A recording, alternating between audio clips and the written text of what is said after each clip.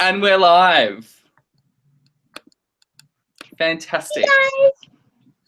Welcome, guys, back to Wonder Weirdness Witchcraft, and for a very special, celebratory, fun day, I have got two incredible ladies with me right now, and I've got Ravenflower. Say hi. Hello, peoples. And I have also got the fabulously incredible, fantastic Arwen Lynch. Who? Don't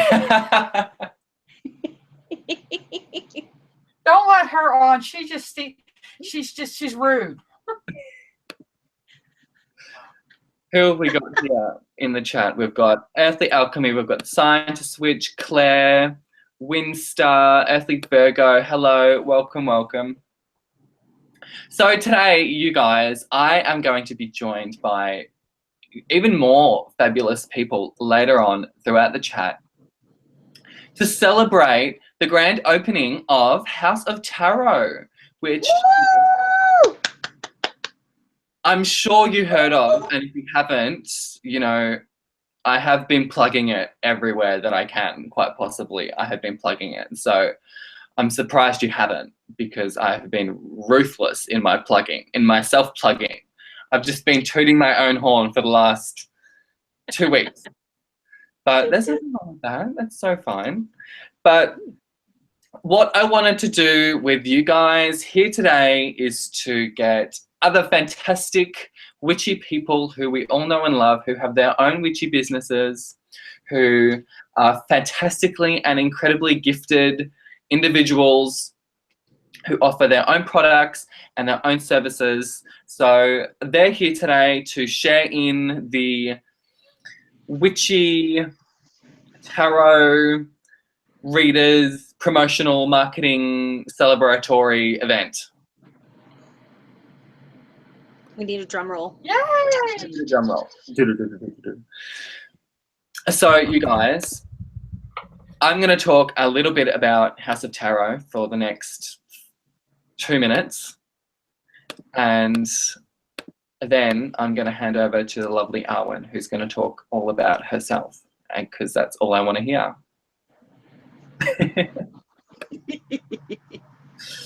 So, you guys, House of Tarot. I have been reading professionally. Arwen dubbed me a professional tarot reader back when we did our interview. You dubbed me a professional tarot reader. I have been doing it on the side for a few years now, not nearly as many years as a lot of people in this chat, but a few years. And I have now decided to kind of bring it to the forefront a little bit through House of Tarot, and melding a little bit of Wonder Weirdness Witchcraft with what I used to call Tarot by Alex, and melding them all together with witchcraft and tarot and fantastic, awesome things, hopefully, under House of Tarot. So that's a very short little story on the evolution of House of Tarot. And I have got readings available on Etsy. And obviously I service my local area down here on the Mornington Peninsula in Victoria, Australia. So if you're watching this and you're local, welcome. And I'm here for all of your tarot needs, if you so desire. But yeah, and there's links to everything below in the down bar as well for everybody's channels and everybody's information, so go and check that out. But now, Arwen, go.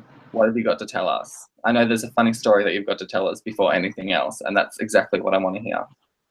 I do have a story to tell you. I don't know if you'll find it funny. I was attacked in my backyard right before I came on to do this video. What?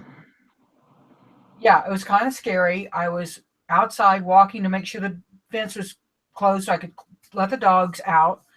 And after I came back, I walked around the corner and bam, hit in the head. Rogue hummingbird feeder.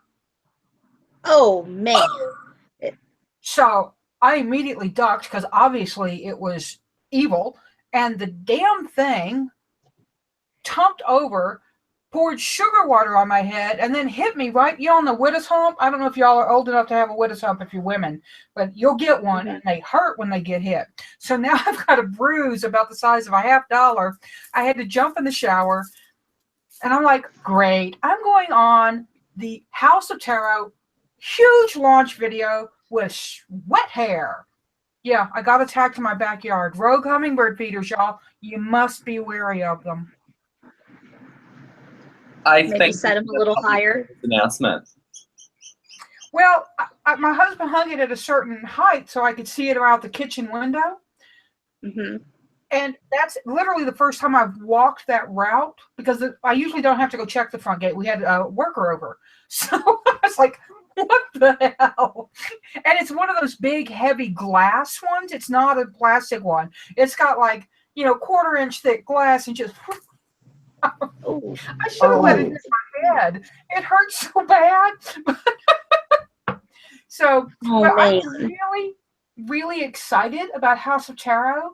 I've been doing my business online for 1 or 2 years. Well, so I've been online since I think 95. I built my own first web page. I literally somebody told me how to view source on web pages.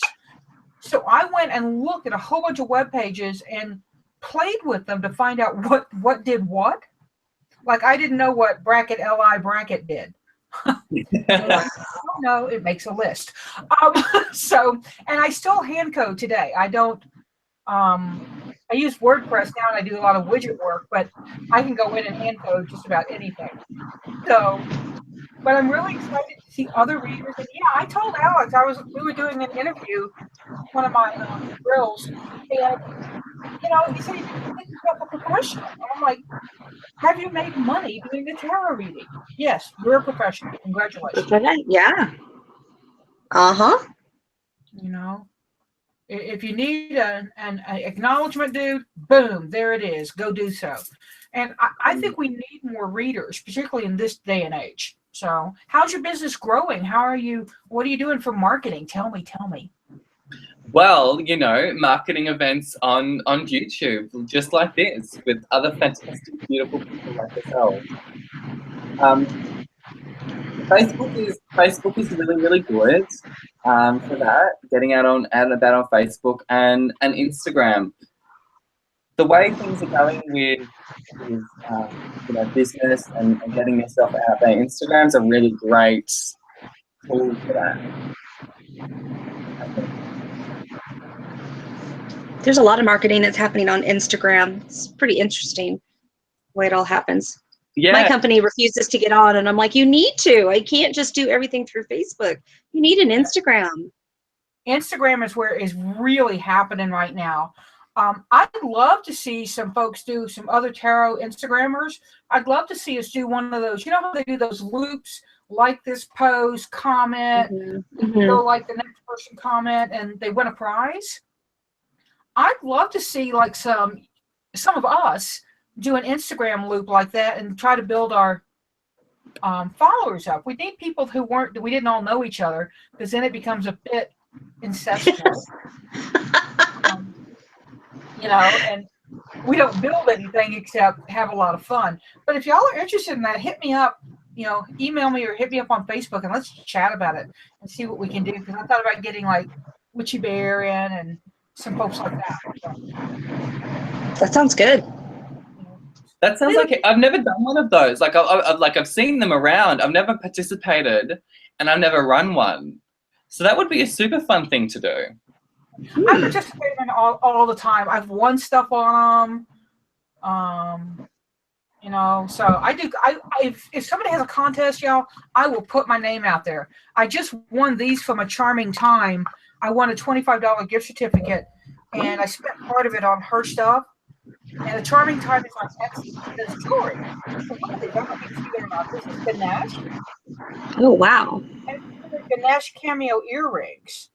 Oh my gosh. Nice. Right? And then she also sent me this pair, Excuse which me. are so beautiful. So it's the key symbol on blue glass. But so I would love to do that where we all do a little something. Not a we don't have to give away, $500, but a $10 or $20 gifty thing. I think that would. I just thought that'd be fun. But I'm digressing. That's me. So you guys, I've got links to Arwen in the down bar below. Arwen, do you want to go through those links with everyone? Tell everyone what to do. Follow me, follow me, follow me. Follow me. I'm on Facebook, Tarot by Arwen and the number 1. That's my business page. Feel free to friend my other page, Tarot by Arwen. But y'all, I am political. I rant. I don't tolerate fools on my page. So if you want to get in a fight with somebody in a thread I posted, I will call your ass out. So my business page is not like that. It's much nicer. I'm on Instagram. I'm on YouTube, Twitter. Just look for Tarot by Arwen and go to my webpage, tarotbyarwen.com. I'm going to start something back up, I hope, doing interviews with authors and artists in print, as well as on YouTube, because a lot of people like the print still. So I really want to honor that. I want to make sure that both sides of my followers are getting served. That's fantastic. So tarotbyarwen.com, click on Work with Arwen and Conversations. Oh, yeah. What he said. See, I've watched that many of your videos. I've memorized it. I've memorized your spiel. I blame the hummingbird feeder. Oh, wait, and please, please, please subscribe to my YouTube channel if you're not subscribed, because once we hit 5,000, and I'm about 200 people away right now, Amber Honeyraven is giving away a 30-minute coaching call and a box of goodies. Oh. Woo! I might just go start a new channel just to, enter. Cheater. Alex, thank you so much for letting me come on and monopolize your show for a little bit. I'm really excited about House of Tarot, and I cannot wait to see how you grow and how you glow. So I'm going to drop off, but thank you very much for having me. Thank you so much for coming, Arwen. You are such a busy lady, so I very much appreciate it. Much love to you. Bye, dear. Good to see you. Y'all. She's seeking joy. Hey, Random. Joy. Hello, darling. Sorry, How are my you? cat is walking all over the place. I'm sorry. Much better now. I got everything cleared off and made sure everybody was okay, so we're all good. This is good. This is good. I had a minor heart attack. I was like, oh my God, that is just...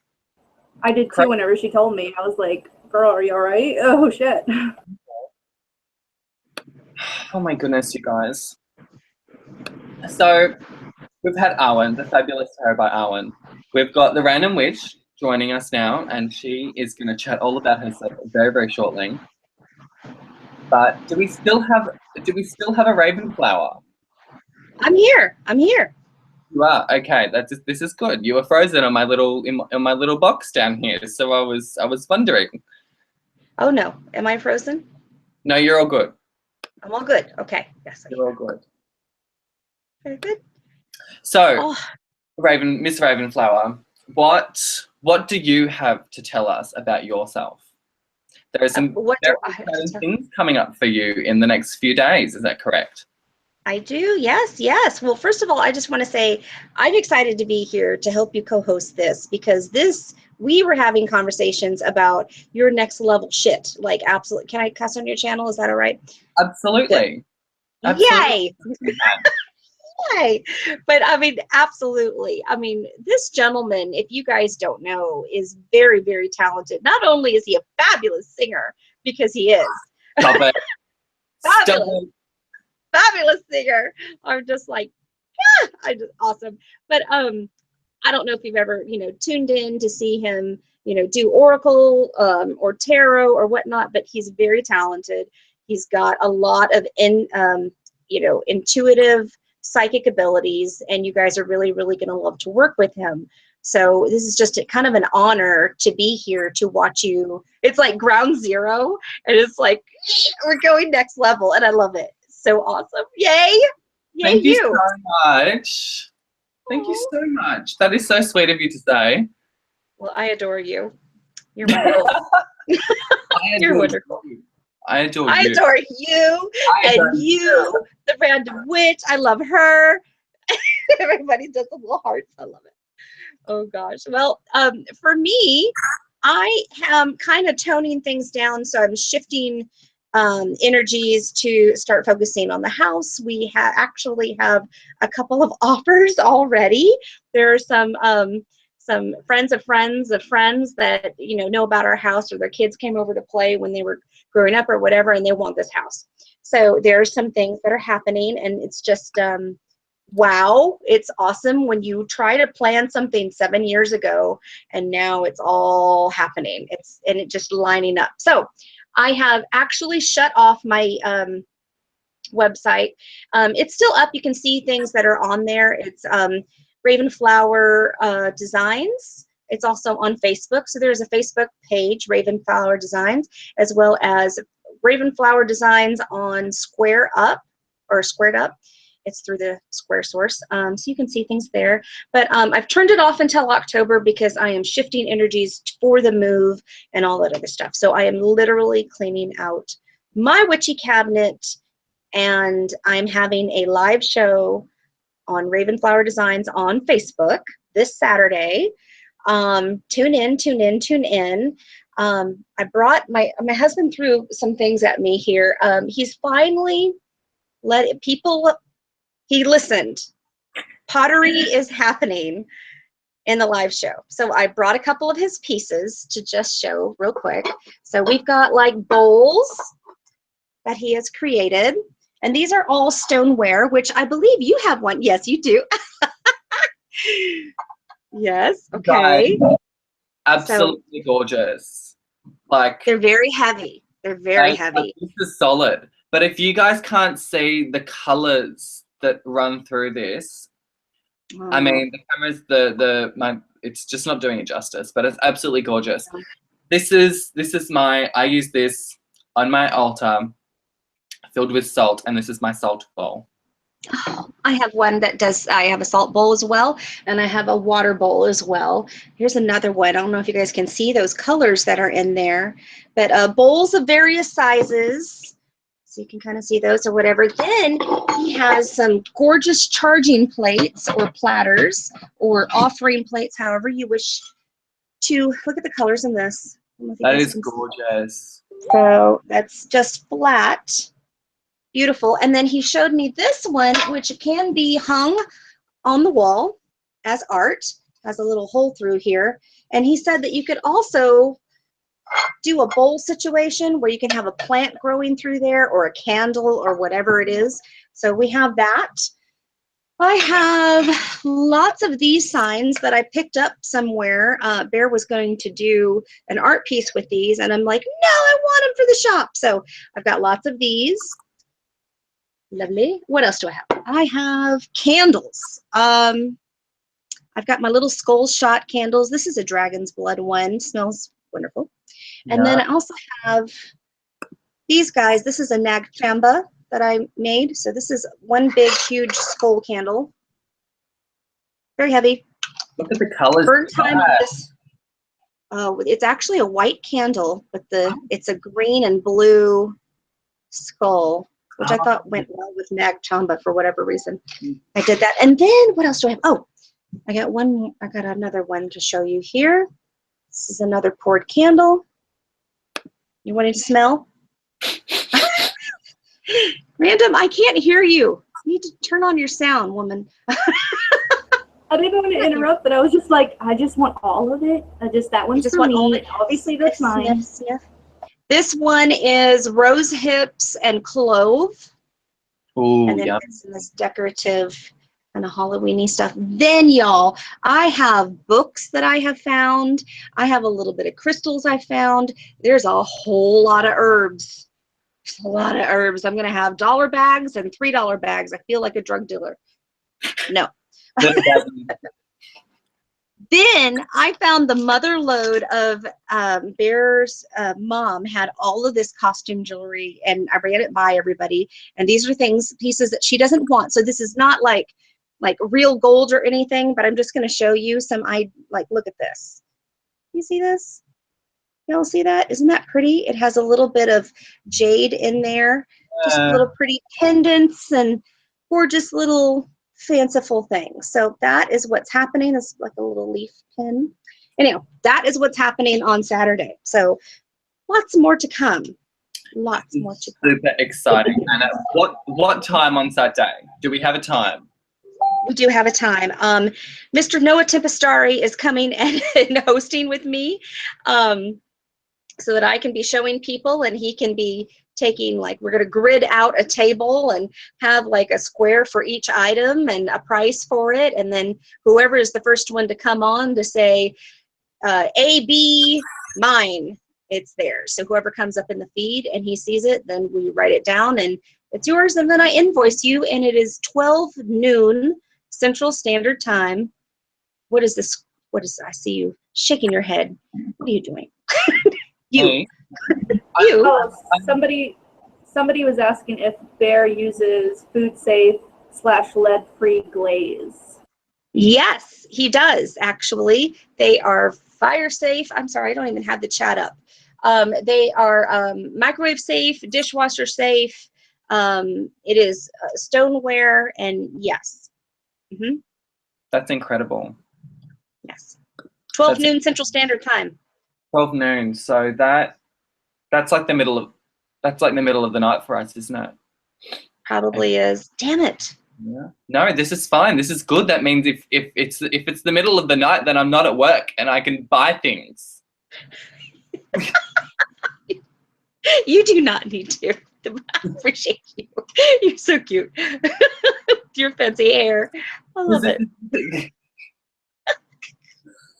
Because I've been like, oh, here I am, because I knew that it was happening on a Saturday, and Saturday equals, the start of my work week, and I'm like, this is great. And now I'm, not going to be able to have a look at all the awesome shit that I know that she has in her witchy cupboard. I have a lot of stuff. There's a lot of stuff, no doubt, for sure. Now, I am taking a lot with me, but I mean, certain things, especially for the shop, I'm going to be making more candles. I have some red and black candles that little mini pillars and votives and tea lights that I'm going to be making, because I cannot take the wax with me across, how many ever states that is. Goodness gracious. I know. And this is the thing, when you want to travel somewhere, you want to travel lighter. You don't want to travel with, all of this shit, weighing you down. Mm-hmm. It's like, what am I going to do with some melty wax? I'm going to turn that into a candle. I could, but that's why I got to fight it. No. No. This is the thing. And this is the thing as well, because I know I've told you, Random, I'm not sure if I've told you, and people in the chat, I'm also not sure if you know, but I'm semi-moving out into a little barn that we have been renovating over the last year. And it's almost finished. And I'm so fucking excited. So this is the exact same thing. When I am going to move all my shit into there, I need to get rid of some stuff. And I have slowly been getting rid of stuff, especially witchy stuff. A couple of weeks ago, I cleared out all, because I've got shit everywhere. I've got shit in boxes. I've got shit in cupboards. I've just got stuff everywhere. So I went through it all and was like, do I need this? No. Do I need this? No. Do I need this? No. Have I used this? Never. Am I going to? No. Just kept, chucking shit away, and it was good. I found it quite releasing to do. Mm-hmm. Mm-hmm. It was good. It's a good thing. it is a good thing to do. It's very what's the word? Cleansing. Therapeutic. Cleansing. Cleansing. Exactly the word that I'm looking for. So let's just, I'm just going to have a look in the chat. We've answered that question about the safe and lead-free glaze, which I think is incredible and very important. Elder said he's going to be here in 5.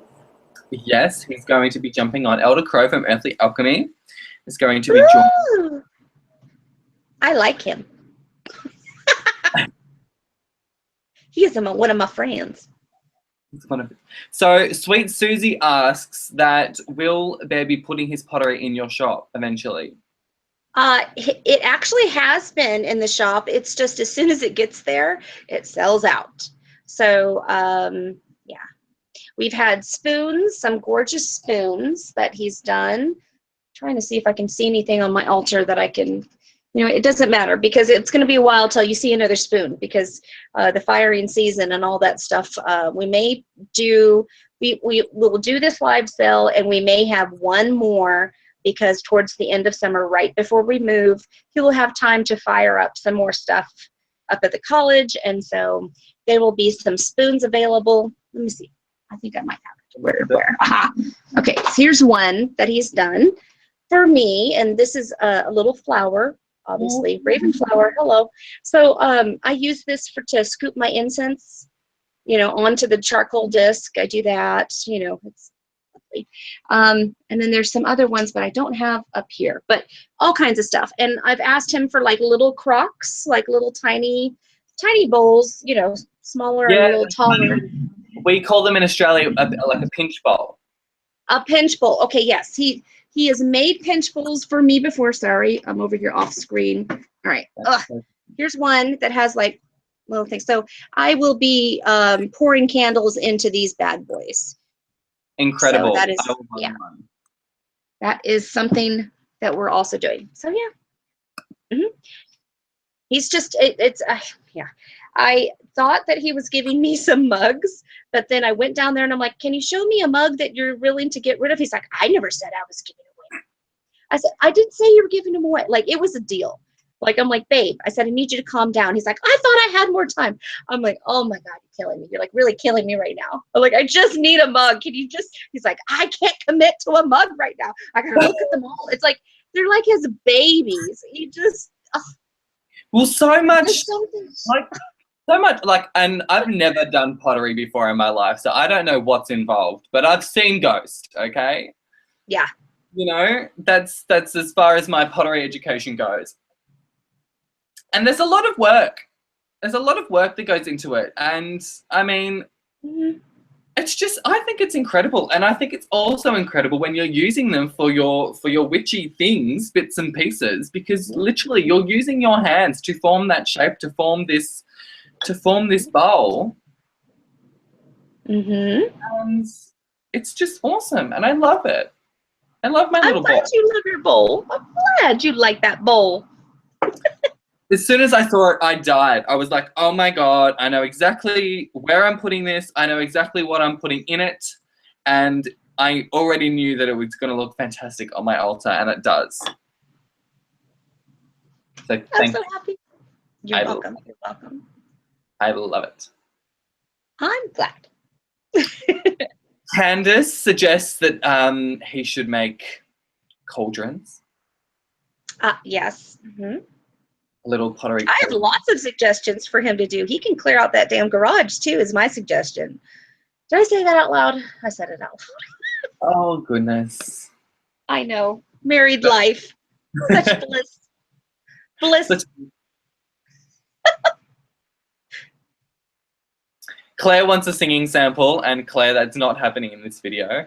I apologize in advance. What? No singing?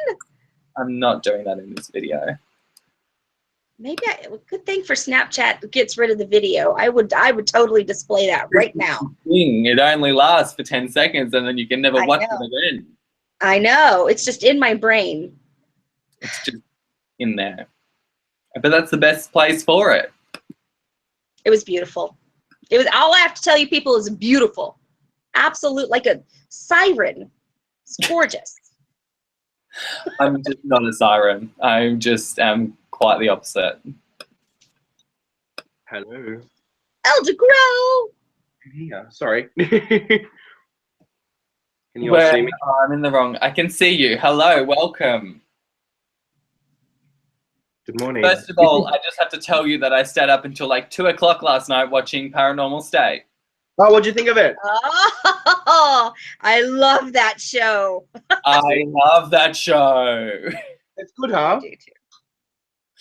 So, for those of you who didn't tune into our Southern Witches chat last night, Elder and I want to start up our own paranormal investigative team.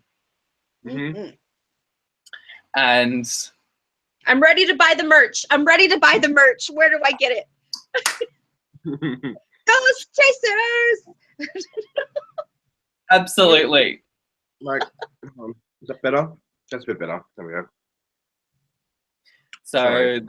that's a thing. That's a thing. It's going to be a thing. We're gonna work on it. And it's going to be lots of fun. And I was spent, you know, the rest of my evening watching that show on YouTube, and it was incredible. Oh, hello. So, Hello. Hello. Elder Crow from Earthly Alchemy. Tell us a little bit about yourself. Hi, Melter Crow. No, I'm joking. So I had to do it. Well, you all know me as Elder Michael. So about the business. You want to talk about the business? Yes, or Absolutely. okay. So I run a little business called Earthly Alchemy. We don't have a physical shop as of yet. That's in the works at some point in my life. But we, oops, sorry guys. But we here, because Jason and myself both run a little business. We have online store with all of our products, so sprays and balms and soaps and I don't know, everything, oils, crazy stuff. Then we are all about handcrafting and really taking the time to create products for you guys. So we put that energy. Thank you, Raven, darling. Which one is that one? Is that the Witch's Mist or the Space Queen? This is Witch's Winter Potion. And it smells amazing. I know, I love that one. It's one of my favorites. One of our biggest, because of the vanilla. And Alex has got, Alex, you've got the older labeling when we first started labeling. This is the old labeling of the Witch's Winter. It was called a mist back then. A mist. A mist. No. Like gorillas in the mist. Gorillas in the mist. But so Earthly Alchemy, when I first came up with it, well, sort of came up with the name, I had no idea what to bloody call it for a number, or probably a good year or two. And I was just under my actual name registered here in Australia, and which was fine. You completely can do that, but I went, okay, I need to come up with a business name now, not just my actual name. And I sat in meditation, and my guides and spirits at the time said, hey, how about you call it this? So no one knew about the name till the actual official launch party about 2 years ago that I had. And I said to my mum, I said, hey, mum, what do you think about Earthly Alchemy? She goes, that sounds really nice. Yeah, that's pretty good. Where'd you come up with that? I said, well, I was meditating on it, and that's what came to me, you know.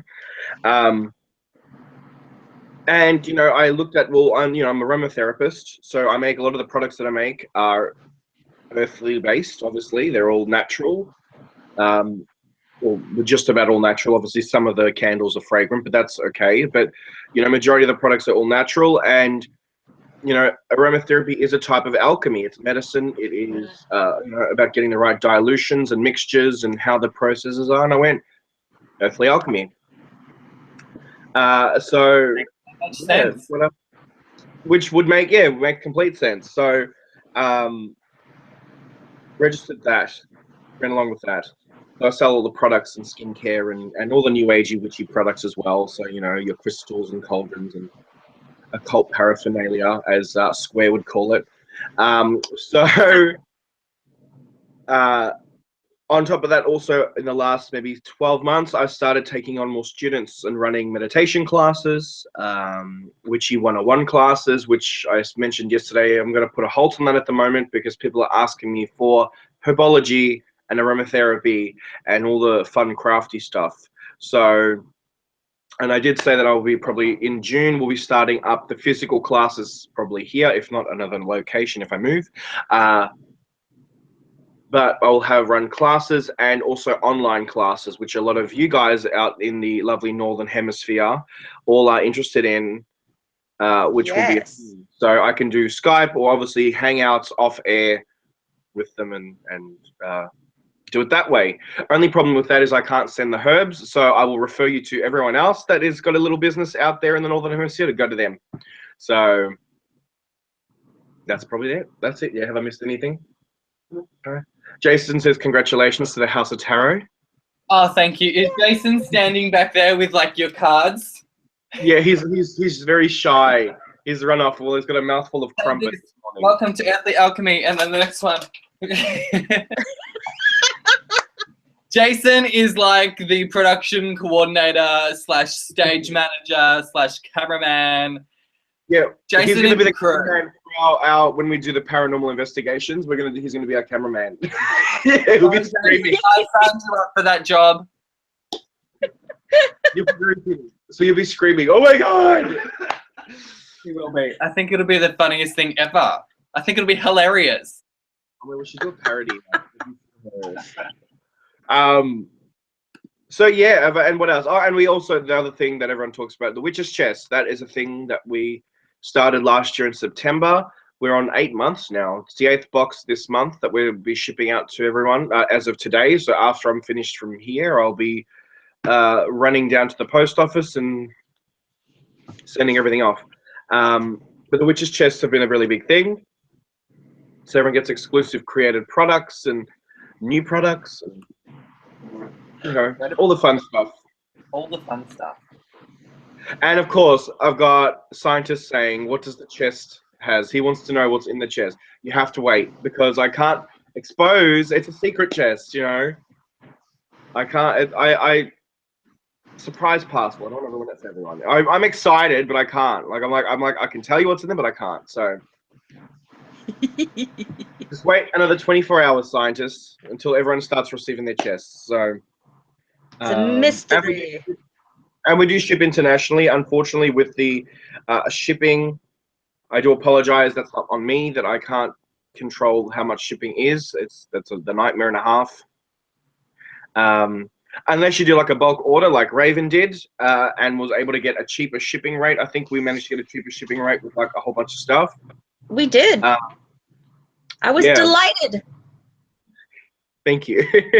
But you could do it that way as well. So if you want to place an order, I think minimum order was, well, anything under 500 grams. Is that right? 500 grams is about $25 shipping, roughly, depending on your location. I think we had an order in Berlin. And it was like $85 to send a mortar and pestle to Berlin at one point last year. Oh my! Oh my! It was a nightmare.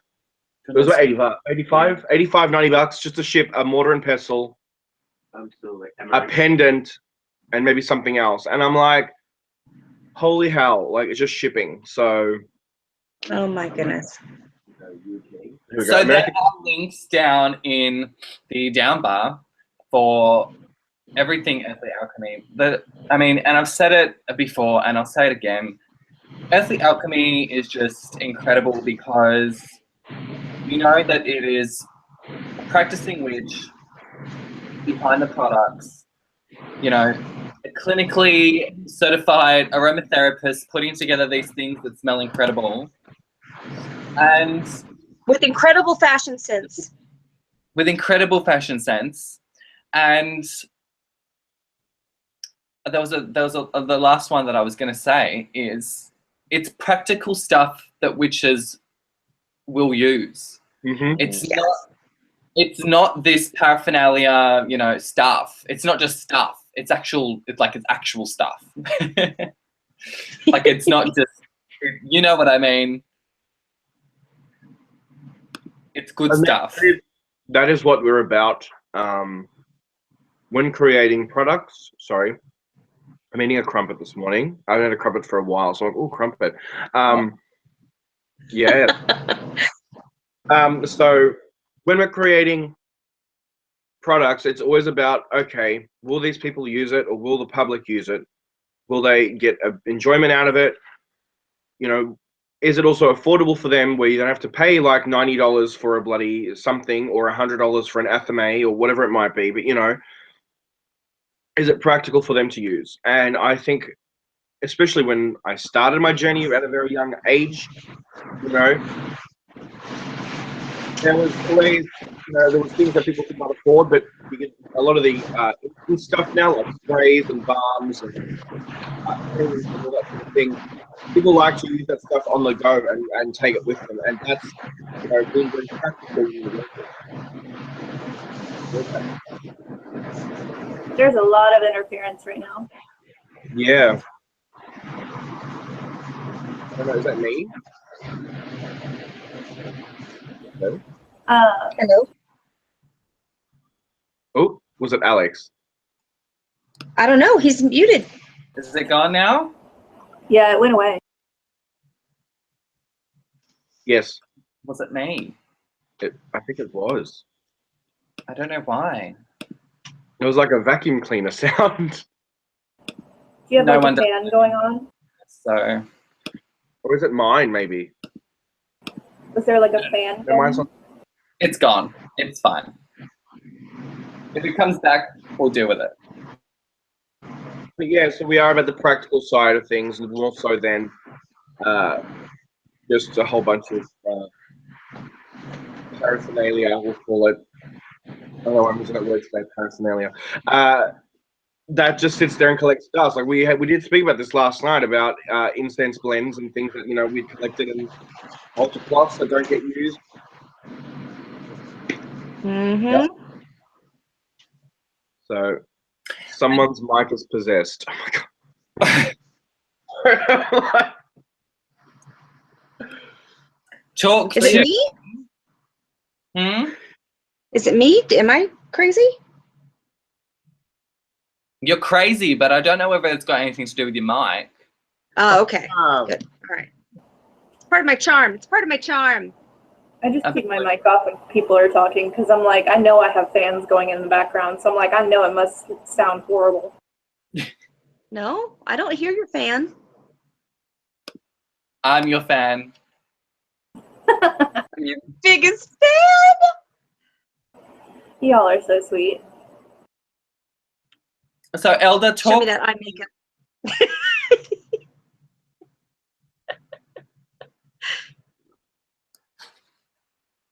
Talk to me, Elder, about your readings. Oh yes, I totally forgot about that. See? So I also, thank you. I totally forgot, because I'm like, I do a lot of stuff, don't I?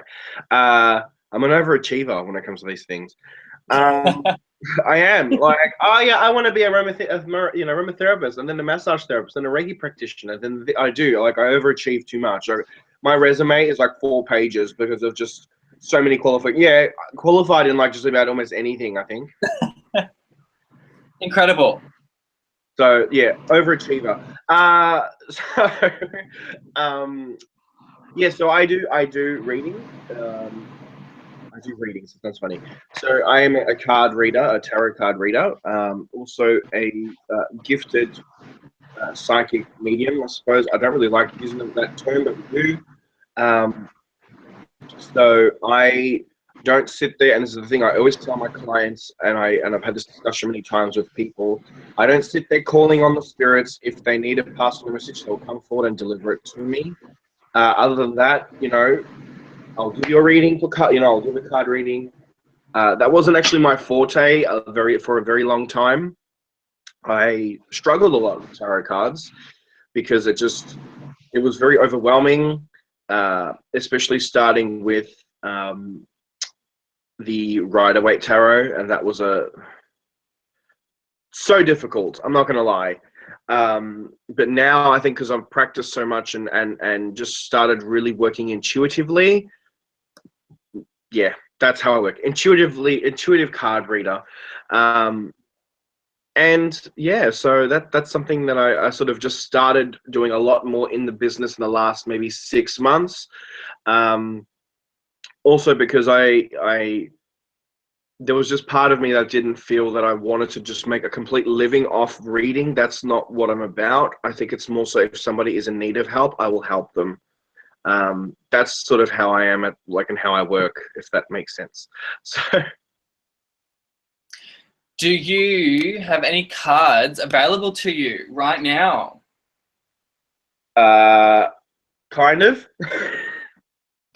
I'm waiting for a hand to come in. I'm waiting for Jason's hand to come through. Jason is doing. Give me 2 seconds. I've got a deck somewhere here. Oh my god! I'm dropping everything. I can see you both laughing down there. I know you're muted, but I can see you both laughing. Where it is? Sorry, 2 seconds. So you guys, we're gonna do. Elder is going to pull some cards for some people in the chat. Woo woo! How exciting, you guys. This. So I'm excited to see what deck he has brought. All right. I grabbed 2. So I've got with me today, which we've got to do a restock of actually because we've sold out, the Madame Endora fortune-telling cards, which are really fun. Ooh. I don't know if anyone's seen these before, but they're really pretty. Pretty. They are pretty. Really nice artwork on there, and they are from America. Actually, you guys can get them from, where is it? Hold on, because it's Joseph Vargo, who's the Gothic Tarot artist. I think it's off Monolith Graphics. Yeah, Monolith Graphics. If you check their website, they've got the book and card sets, and they've got also these cards on there. So these are one of my favorites. Bless you, Random. We'll go with mermaids today. So let's do that. For oracle card wise, we'll go mermaids. Oh, I love it. Yeah. I love me a mermaid on a rock. Yeah. Excuse me. So we'll do that as well. So do we have questions in the chat, or what would you like me to do, guys? I don't know. You told me to bring 2 cards. I bought 2. See, overachiever again. Raven, you've just reminded me of something. Do you have a saying? We have this bird in Australia called a shag, and it's a seabird. And Okay. the way you say it, you say, "Oh, you look like a shag on a rock."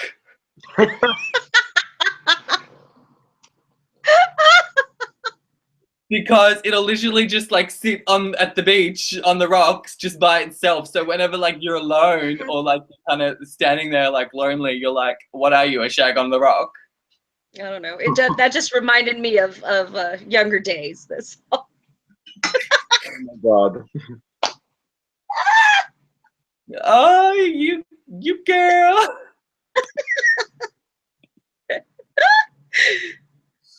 So, Bobby, yes, there are going to be some mini readings happening. Ooh, let's do Bobby.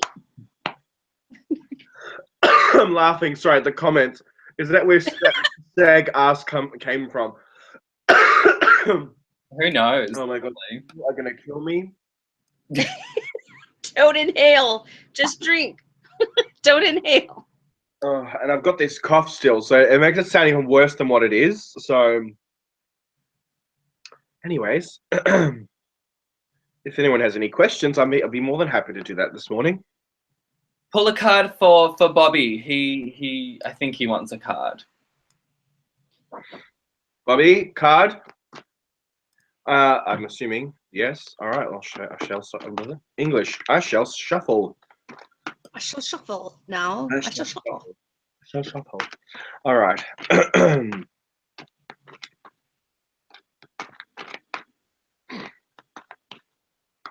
then we have a jumper. Here we go. So you've actually, well, the card that's jumped out for you, Bobby, if you are obviously listening in, homeland, arrival, a journey ends, establishment and building and settled. I'm going to draw an extra card for that because I want to have a look. Okay, so this to me would straight away indicate, because you've got sisterhood, which is friendships, allies, compatible souls. To me, it's right now, I feel that you're probably building more of a foundation or a foundation of family or friends. You're really looking at sort of maybe embarking on a new journey for yourself as well, really eliminating maybe the negativity that's in your life. And when I'm looking at this as well, it's like trying to, hold on a second. My family's arrived this morning. So it's really about starting this new journey, but also I feel that you're trying to find like your whether it be a spiritual family, a friendship group, or finding new friends, really building that foundation. And and also you're probably realizing you have got some compatible souls or like-minded people that you're starting to be attracted to. So I'm gonna draw one more. Right. The other thing that you've also got, and I don't know whether this is a thing for you, but you've got divination. So prophecy, fate, destiny, future, and fortune as well. So whether this is maybe you also need to take up maybe some form of divination for a bit of clarity yourself, or maybe a certain situation that's going on. Really look at how to utilize maybe some skills you may already have to help you in this next sort of journey. I'm hoping that makes sense to you, because yeah, that's what I'm sort of getting right now when I'm looking at these cards that have just jumped out. So Claire has given some really good feedback in the chat. So she says, from last time that I've talked to you, asking that she had no idea what she was doing, and that if this is the right path, and she was standing in the crossroads in a sense, she has made some progress. Excellent. So these are the beautiful cards, by the way. Hey, wait a minute. Is that a shag on a rock? Yeah. Oh my God. Yes, of course. Right. Earthly, I will draw you a card. Thank you, Alchemy. It makes all sense. You're welcome, Bobby. I'm glad that's giving you a bit of clarity or insight. I'll draw a card for you, Earthly Virgo. What if unless you got a specific question, but let's have a look. What a wonderful name. Everybody's coming up with fabulous names. I love it. All right. Look, okay, we'll go that one straight away. So water flight for you, heaviness lifts, burdens are cast away, and weightlessness, which is really good. So this means that there's a lot of releasing work that's obviously being done with you at the moment. And it's really sort of letting go of any of that sort of burden or heaviness that you are carrying. It's when you think about that, being in the ocean, you're weightless. It's you're letting go. When I also look at this too, because I've drawn a second card, and this is beauty, grace, loveliness, integrity of a form of spirit. So this to me would indicate that you're also really about expressing yourself at the moment. Maybe you are undergoing some sort of transitional journey within yourself, and really sort of looking at yourself from more of a loving perspective. Because when I'm looking at this, it's really about letting go and being you right now. So this is probably a thing where you might be going through a situation where you haven't been able to be you, and now it's like, well, now I don't know what to do with myself. I can actually be who I want to be right now. The last card is the magic of the Kohelen Druid. Am I pronouncing that correctly? Which is caution, secrecy, and worry. So just keep that in mind, that you're probably going to have some sort of challenge that's coming forward for you at the moment. It is like a bit of a warning card. I do want to draw one more on that. So just be in mind, or be mindful with the people or the relationships you have with people at the moment. Are going to try and really stop you from what you're doing. If that's making some sense. Because this is about really now opening up and expressing your heart and who you want to be with yourself, and maybe with a partner or with a partner if you are in a relationship, showing that vulnerability, but also keep that in mind that you need to keep channeling that real. Think of sirens and goddess and mermaids being that really beautiful exterior creature, bringing that internally out as well and expressing who you are. But keep that in mind that they can also have that vicious streak about them, and really channeling that energy to help you through the situation. I'm hoping that makes sense. Sorry. Absolutely. Random, did I see you shuffling some cards back there? Yes. Well, I brought my cards with me because somebody, I don't know who, a little bird, told me that we'd be reading for people today. tweet, tweet. What deck have you got, Random? Oh, my favorite deck, the one that gives me like the best, most honest readings, and that is Wisdom of the Hidden Realms. Yes, Wisdom of the Hidden Realms by Colette Baron Reed, the Oracle deck. This is actually the first Oracle deck I ever bought, and I connect with it so much. I was like, this is my favorite. It gives me the best readings because I'm in, like, I do the same as Elder. I give intuitive readings. Troy would like and I feel it. Should we draw? Huh? Yeah, who is next in the chat? I would love for the Random Witch to pull a card for whoever was next in the chat. Go for it, Random. Troy is after a card, so if you want, go pull the card out. Troy. Which one is Troy? Is he up there? Oh, you already got a jumper, Troy. Tori.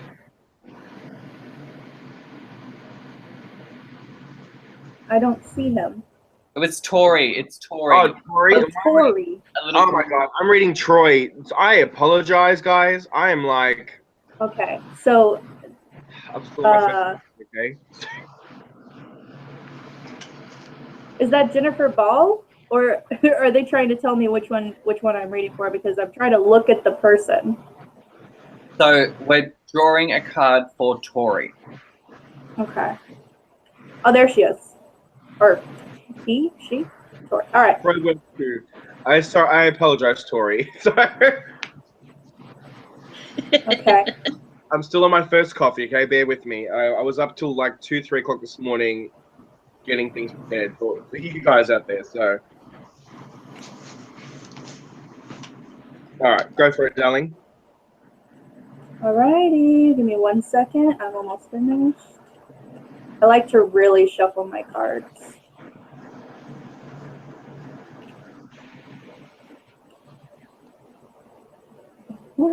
Wow, I've pulled out a card. One card jumped out for Tori. I don't know if you want me to start now. It's up to you. Oh wow, yeah. I got Lady of Lightning. Ooh. Beautiful card. Look at that imagery. Surprises, sometimes shock, and total paradigm shift. I feel like you're coming into your power right now. I really feel like you've dealt with a lot of emotions lately, but you've come out, you think you've come out weaker, but you've come out stronger. And girl, you have some special guides talking to you, whether you're hearing them or not. And I just see a whole lot of beautiful magic in your future. I think she's going to be very blessed very soon. Mm-hmm. Wow. What did you get, honey? You're gonna laugh because the first card that jumped out while we were talking about the deck was Wave of Power. That No way! Yeah, which was a surge of power, and it's about it's basically really coming into power and really that surge of energy that's coming through that person at the moment. So I drew an extra 2 cards, right? Which are completely, you know, this is synchronicity. Guide, which is what you're talking about. A guide for a trustworthy ally. So whether, Tori, you're going on some sort of new spiritual journey, or you may have some guides step forward for you or present themselves, pay close attention, because right now you've sort of come out of that a real sort of bad patch. I'm not going to divulge information, but I can see that obviously moving forward, and as Random also said, you are basically going through a new sort of shift and a new journey right now. And the last card is the Crane Bag, which is Sacred Ocean Medicine. Clutter, declutter, and also choices that you have. So make sure that you declutter and remove a lot of negativity. Maybe you also have some physical decluttering that needs to be done in your space. But also ocean medicine. Maybe you need to also go out at the moment and connect with the ocean. Really bring it back to yourself, and bringing it back to really, you know, if you're drawn to, you know, oceanic sort of magic, or, you know, this sort of energy, go for it, because it's obviously a stepping stone to you right now. Oh my God, sorry. That to me connects so well, because ocean magic to me is very emotional, and it's very goddess, and that's totally what came up for me as well. Is she went through something emotional, and she's working through it, and she's coming out stronger. I mean, look at that. Look at those cards, how they just connect. Hi, Vanna. Look at that. Is that not amazing? Pretty. And it's almost like you could put in that lightning card in with the mermaid deck and you wouldn't even know the difference. I love that. Yeah. Apparently, apparently, oh my God, declutter gave me chills. Yes, decluttering, it's on the cards for you. Declutter, remove the negativity, that sort of thing, you know. Incredible. So, random witch. Yes, darling. Well, first of all, let us quickly say hello to Crimson Fire. Hello, lovely. Hi, Crimson. I've been quiet. I don't want to interrupt the awesomeness. Cotton candy pink hair today. I love it. It's Pink Day. Love it. Yay! Yay for Pink Day. But random. I want to hear random awesomeness. Oh, thank you. Random awesomeness. Random, tell us all about your awesomeness. Tell us about you and how we can get a reading with you. And like, there are a lot more people in the chat who would like readings. So you're more than welcome to just take the floor.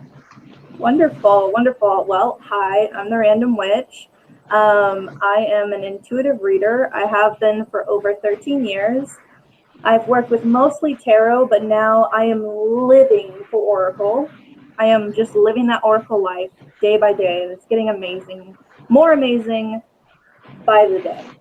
I am just so happy that I dipped into Oracle readings. I feel so much freer in my Oracle readings than I do in my tarot.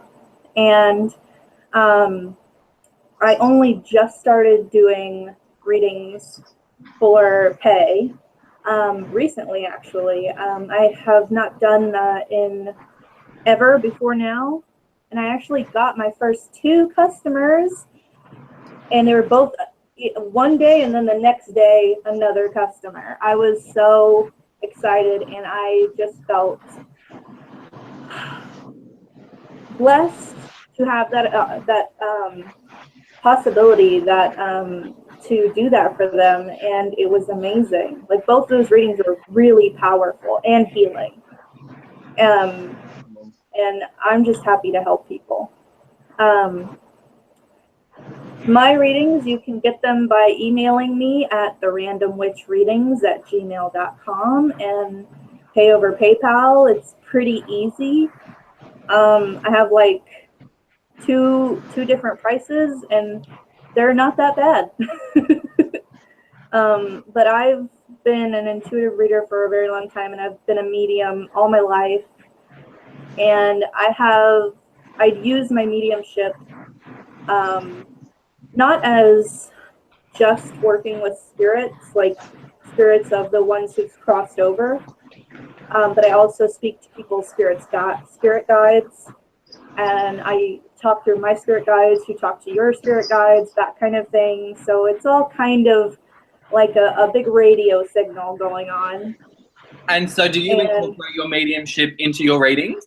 I do, yes. I've had some people's spirit guides who they haven't been hearing come to me and be like, hey, I've been trying to get their attention. Can you tell them I'm here?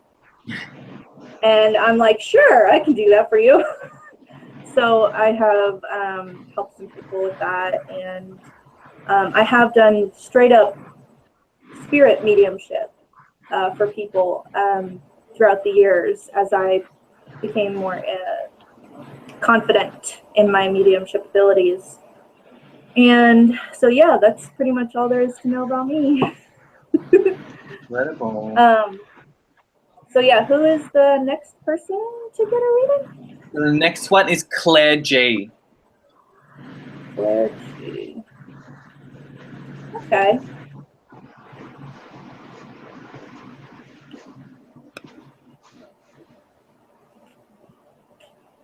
And excuse me if I take a while to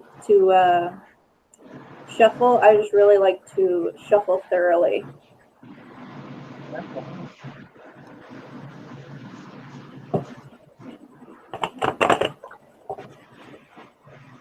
Really get in there and helps me. I feel like there's about to be a jumper any second. My shuffle's getting really wild. Oh, we got one.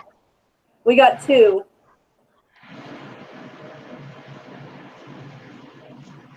Okay. And they're both vastly different. I love that. I got the inverted, the chess queen. Look at that beauty. I got it inverted, so it's strategizing. And then I got the sun dancers. Look at that beauty right there. And that is joyful activity, celebration of life, abundance.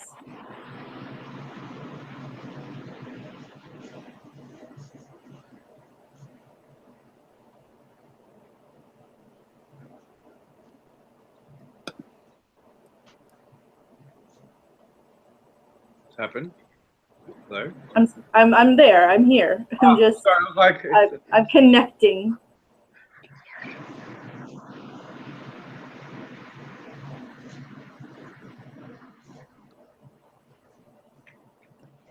For one thing, you need to get into nature more. That's your head is filled with too much of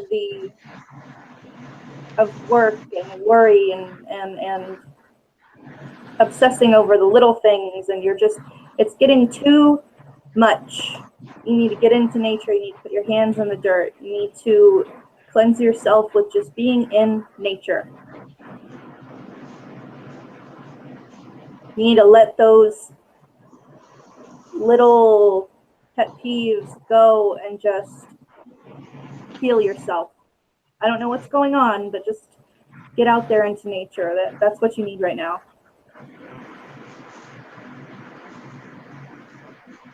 I see, I don't know if this is going to make any sense. Dream magic. I see dream magic going on. I see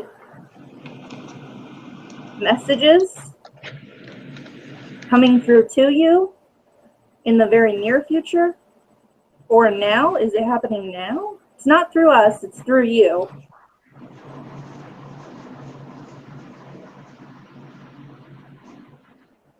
And I see you very soon getting into astral travel.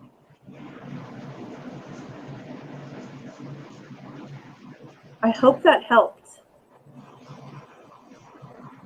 I feel like that's going to be, oh, okay, so the astral travel is actually going to be how you do some shadow work. So that's my reading. Elder, do you have anything, darling? Yeah, I'm very intrigued about this reading because I've got some weird cards as well. And the first card, which you just mentioned, was dreams, actually. Right. Yeah. vivid dream messages and dream teaching. So I don't know whether or not you're actually paying attention to your dreams, whether you're having some sort of profound or prophetic sort of dreams. You may having some sort of experiences that are actually you need to pay close attention to, because that's what it's really saying. Like, wake up, it's there. The second card you got is the mirror. Know thyself, self-examination, and seeing who you really are. So this is also about the reflection and how you view yourself and how you view other people. But also, I mean, when you think about mirrors, mirrors can also be that sort of doorway to those other realms. Now, and the reason why I'm saying that is because I've actually drawn 3 cards out of the Madame Endora card deck to see what's going on. There's a warning. There's actually 3 warning cards that have just jumped out. So I don't know whether or not there is some sort of particular situation going on around you at the moment where you may be feeling. I want to use the word psychic attack. Yep. Sorry. I just drew 3. Please. Echoing. Sorry. I just drew. Yeah. And the echoing. So. Yeah. Sorry. So the first card is the Harlequin, which is the true feelings are masked. So maybe pay attention to either your own feelings, but more so others and the way they respond or react with you. Because I'm just thinking the mirror, the reflection card, this isn't yours. It's probably the external source, not the internal that's happening. And again, the Raven, darkness looms on the horizon. Something is coming. Something obviously is about to present itself to you, and you really need to pay close attention when it makes itself present. And the last card, which is the Dagger, conflict, danger, lie in wait. There is some sort of form of conflict coming your way at the moment. I feel that it's going to be more spiritual probably than more of a physical, but again, they can sort of cross over each other. But looking at this, just really pay close attention to who's around you and your circle of friends at the moment, and observe their feelings and their reactions and the way that they are towards you, because the feelings are masked at the moment and you're not seeing the actual the real them, if that makes sense. Hopefully that makes sense. Varno, how did you go, darling? I'm echoing on this end because I was shuffling, and this deck is the Wisdom of Avalon, which is the sister deck to what Random's got, and it's by the same person, Colette Baron Reed. And the first one that comes out is the cat, right? So we've got independence and healthy boundaries need to be established like yesterday. Right?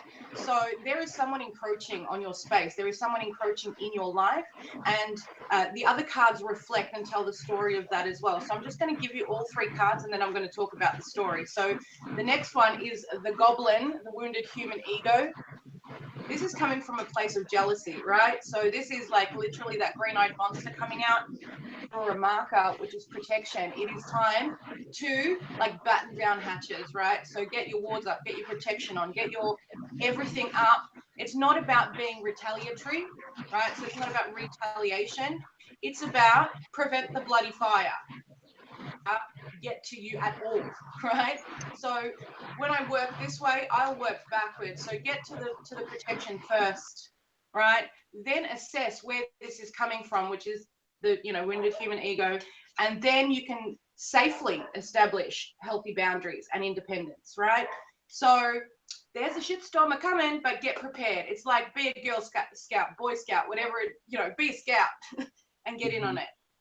That's the 3 that I've gotten. Sorry, I do really quick readings. No, because it actually it goes to show like the actual flow, and this is relevant because there is obviously, I'm looking going, there's something coming obviously, and you've just clarified with all 3 of us, like, there is something coming. Yeah, and I would definitely suggest that, like the first thing I said was, you definitely need to heal yourself. I would definitely protect yourself from what they're both saying, but also get into healing yourself through nature and listen to those messages. Listen to your dreams. Mm-hmm. So I do very quickly want to say hello to Miss Avalon, who's showed up. Hi.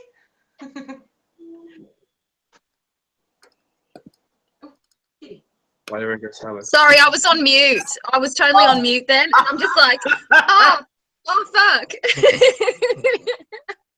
I was trying to be respectful. I can never go on any chat without saying the F word and having a beer.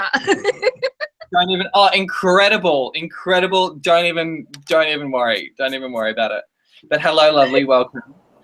Thank you. Hello to everybody. I've just finished up a reading, so I haven't been able to watch the live stream, so I'm not quite sure where you're up to. So just let me know. I'm going to mute my mic, and you let me know when you need to talk. I'm going to have a beer. This is technically lunch, so I'm here for you. I'm here for the experience. Thank you so much, sweetie. I love it. So we've got. We're going to do one more for right now, because I do want to move on and talk to Vanna, because I miss you, Vanna. I miss you too. And I want to talk fabulous things with you. So we're going to do one more for Lara. Now, Lara has been waiting for a little while. So we're going to do one for Lara. Lara.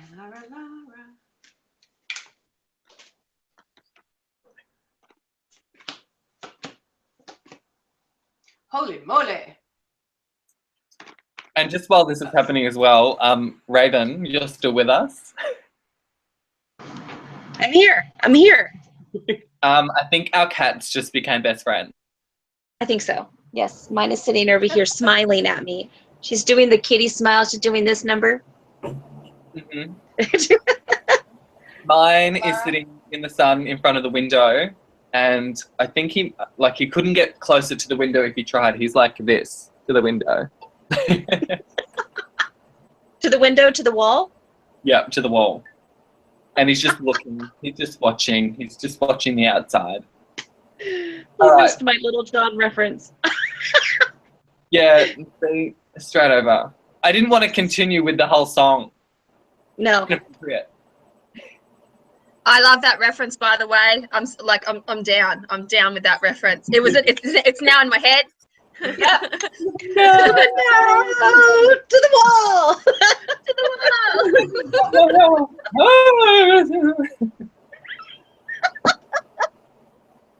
Do you guys want to go first, or who goes first with this? Because mine have jumped out already. Go, Vanna. Yeah, mine jumped out pretty fast. Go ahead, Vanna. This is a lot again. So 3 cards again. So Miss Lara, sweetheart, the first marker comes out as fear. You're going to have to look at where fear sits with you right now. And when the marker comes out, usually it's because there's an abundance of fear governing everything you're doing at the moment. And you're coming from a place of lack, not a place of forward momentum or all-encompassing unconditional love. It's encroached on you a lot. And when I look at why, so we've got the, so I'll do him the right way around. It's the king the right way around. But so usually he's, authority and, justice and law, that it's fairness, right? He's reversed. Something's really unfair for you right now, and it's actually bleeding into everything in your life at the moment. And the only other thing that comes out is the owl. So you're going to have to get, because it's deception and wisdom, right? You're going to have to get really crafty with this. You're going to have to go like covert ops on this, and then hit it with the wisdom, hit it with what you find out, so that you can rectify the situation. So it's all about really drawing in information in order to rectify what's being unjust towards you, and step the fuck out of fear, because it's not helping. Just push through it, lean into it, just move forward, And I know it's scary as hell, but nothing ever changes unless we, propel ourselves forward. So that's all I have for you today, sweetheart. Wow, that was powerful. Sorry. Just like, go. It's like, ah. Yeah, I have something that really connects to that reading, which is the River Queen. Come on. Is that not the most prettiest card ever? Pretty. And the River Queen is flow, letting go. What did she just say? You need to let go of that fear. And I see a lot of negativity in this card. I see a lot of dark emotions, sadness, feeling alone. I see that, and I definitely agree with Crimson that you definitely need to push past it. Feel what you need to feel. Always know that your feelings are valid. They're always valid because they're yours. It's your reactions that you can control. Now, I see you having trouble healing through these dark emotions, but I definitely see you calling on your deity and connecting with the darker aspects of that deity in order to get past these. And I think you might know what that means. I think that might open up a clue to what's going on. And then I also got the Dreamwalker. That's pretty. And this is dreams, the collective good. And what I see in this is pushing all that bullshit aside, getting into yourself, finding your own power, connecting to maybe not your spirit guides, but just your dreams. Like connecting to your actual, not your dreams like you have dreams. I'm talking about the dreams you actually want to strive for. I see you pushing past this negativity and finding your second wind. I see you having this dawn, this like bright day to where you're just like, it kind of all falls away and you see your goal and you work towards that goal harder, better, with better intention and with better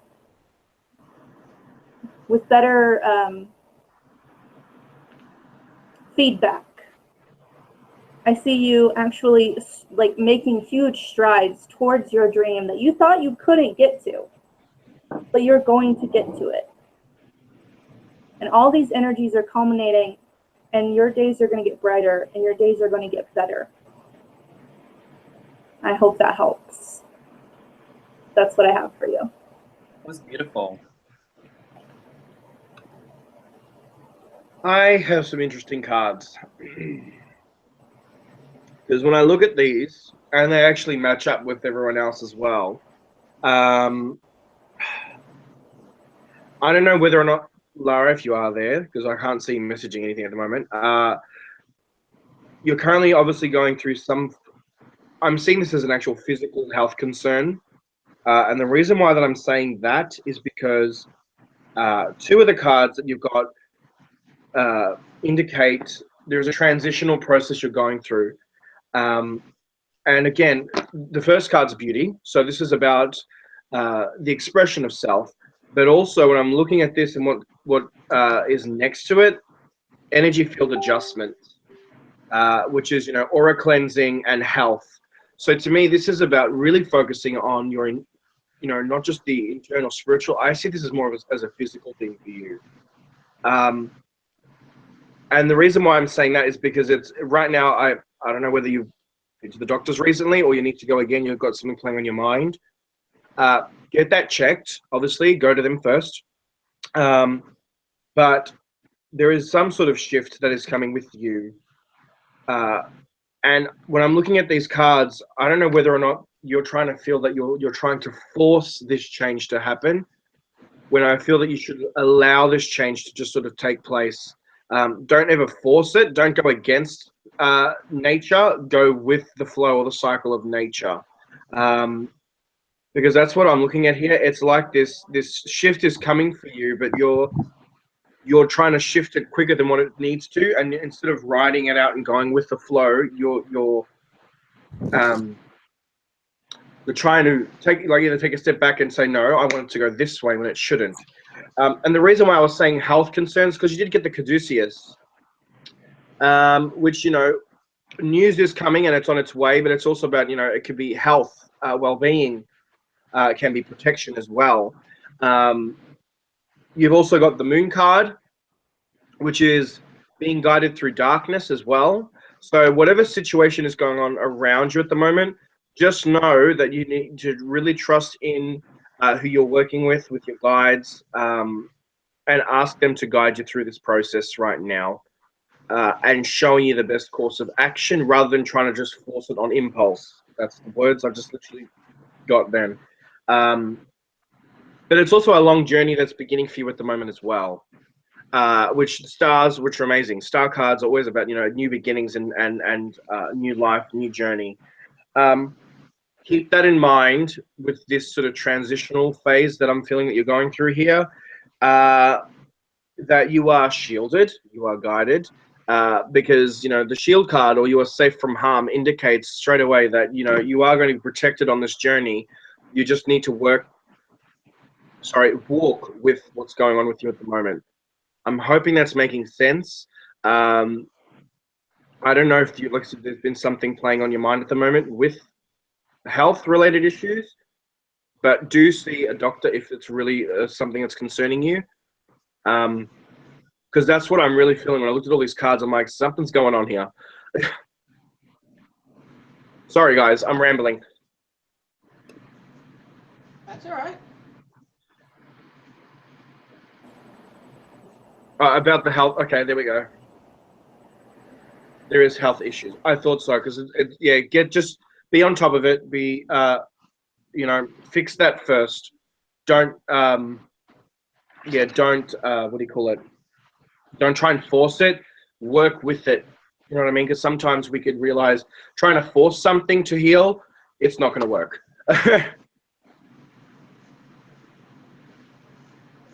Oh, sorry. Oh, she says it's spot on. Well done, Diane. That's a really powerful reading for Lara, I think. Thank you. I've never done anything like this where I've accompanied other readers reading for the same person before, and the storyline just keeps becoming clearer and clearer as the readers go on. It's amazing. I'm so happy that I was invited into this, because man, I feel so blessed to have read with you guys. You are both so amazing. No, it's good. It's good. And I wanted to say that Avalon, I've watched you for so long, and I'm one of your fans, and it is so nice to meet you. I never thought I'd get to, and hi. Aww, that's so nice. So nice to meet you too, and I've watched you from afar. I've heard also lots about you, and so you're on my radar, girl. Love your work. Yay! Yay! Incredible stuff. And this is exactly why I wanted to do this, you guys, so we can all kind of support one another and be in each other's energy and work off each other's energy. And I think it's a really quite a profound thing to do.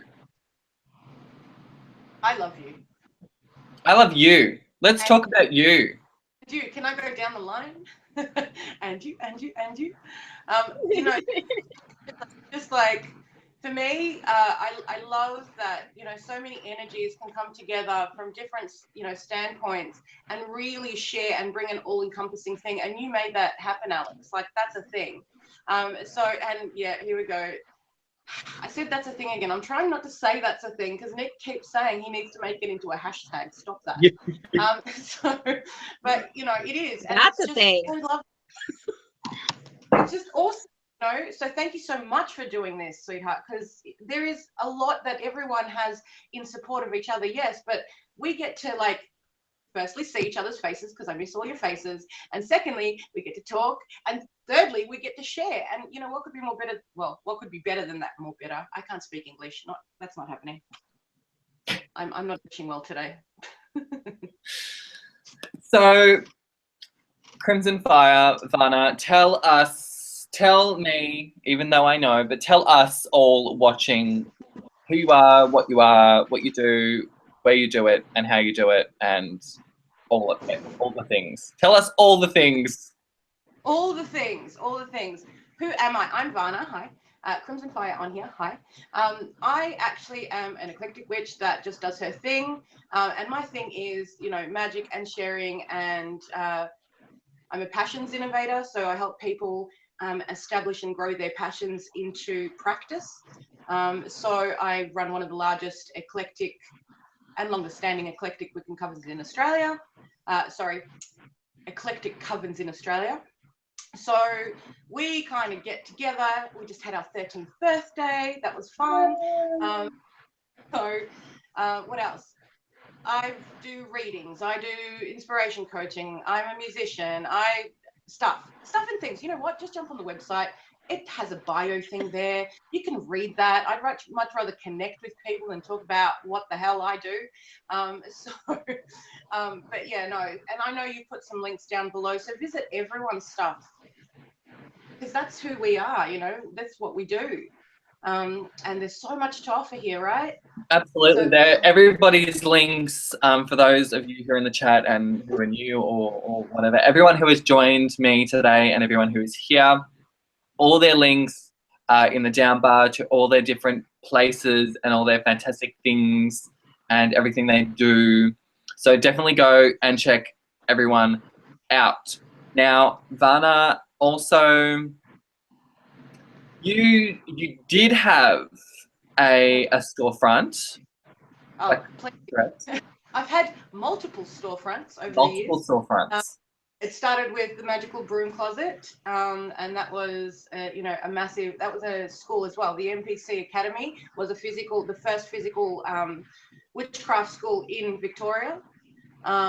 So that was attached to the Magical Broom Closet, and I used to make fun of it because it's like people would come into the broom closet, buy stuff, and get out of the broom closet, right? So that was the first one. I opened up Rhiannon Sanctuary, which was a 5-acre property, you know, with multiple circles, working circles erect, dedicated to multiple deity. There was like, you know, I don't know, 17 altars just in the house alone, let alone what was on the land. And that was open to everyone. So everyone would come onto the property and they would revere as they wished to revere of their own volition. And I had that no charge open to the public. So that was for 7 years whilst I grew my family. And then I opened up Hollywood Babylon. So Hollywood Babylon, and that was a soul parlor. So that was a physical storefront in Lygon Street, bustling Lygon Street in Melbourne. And I was there for about a year, but the nature of what I do, I opened up my books again, you see. This was the mistake.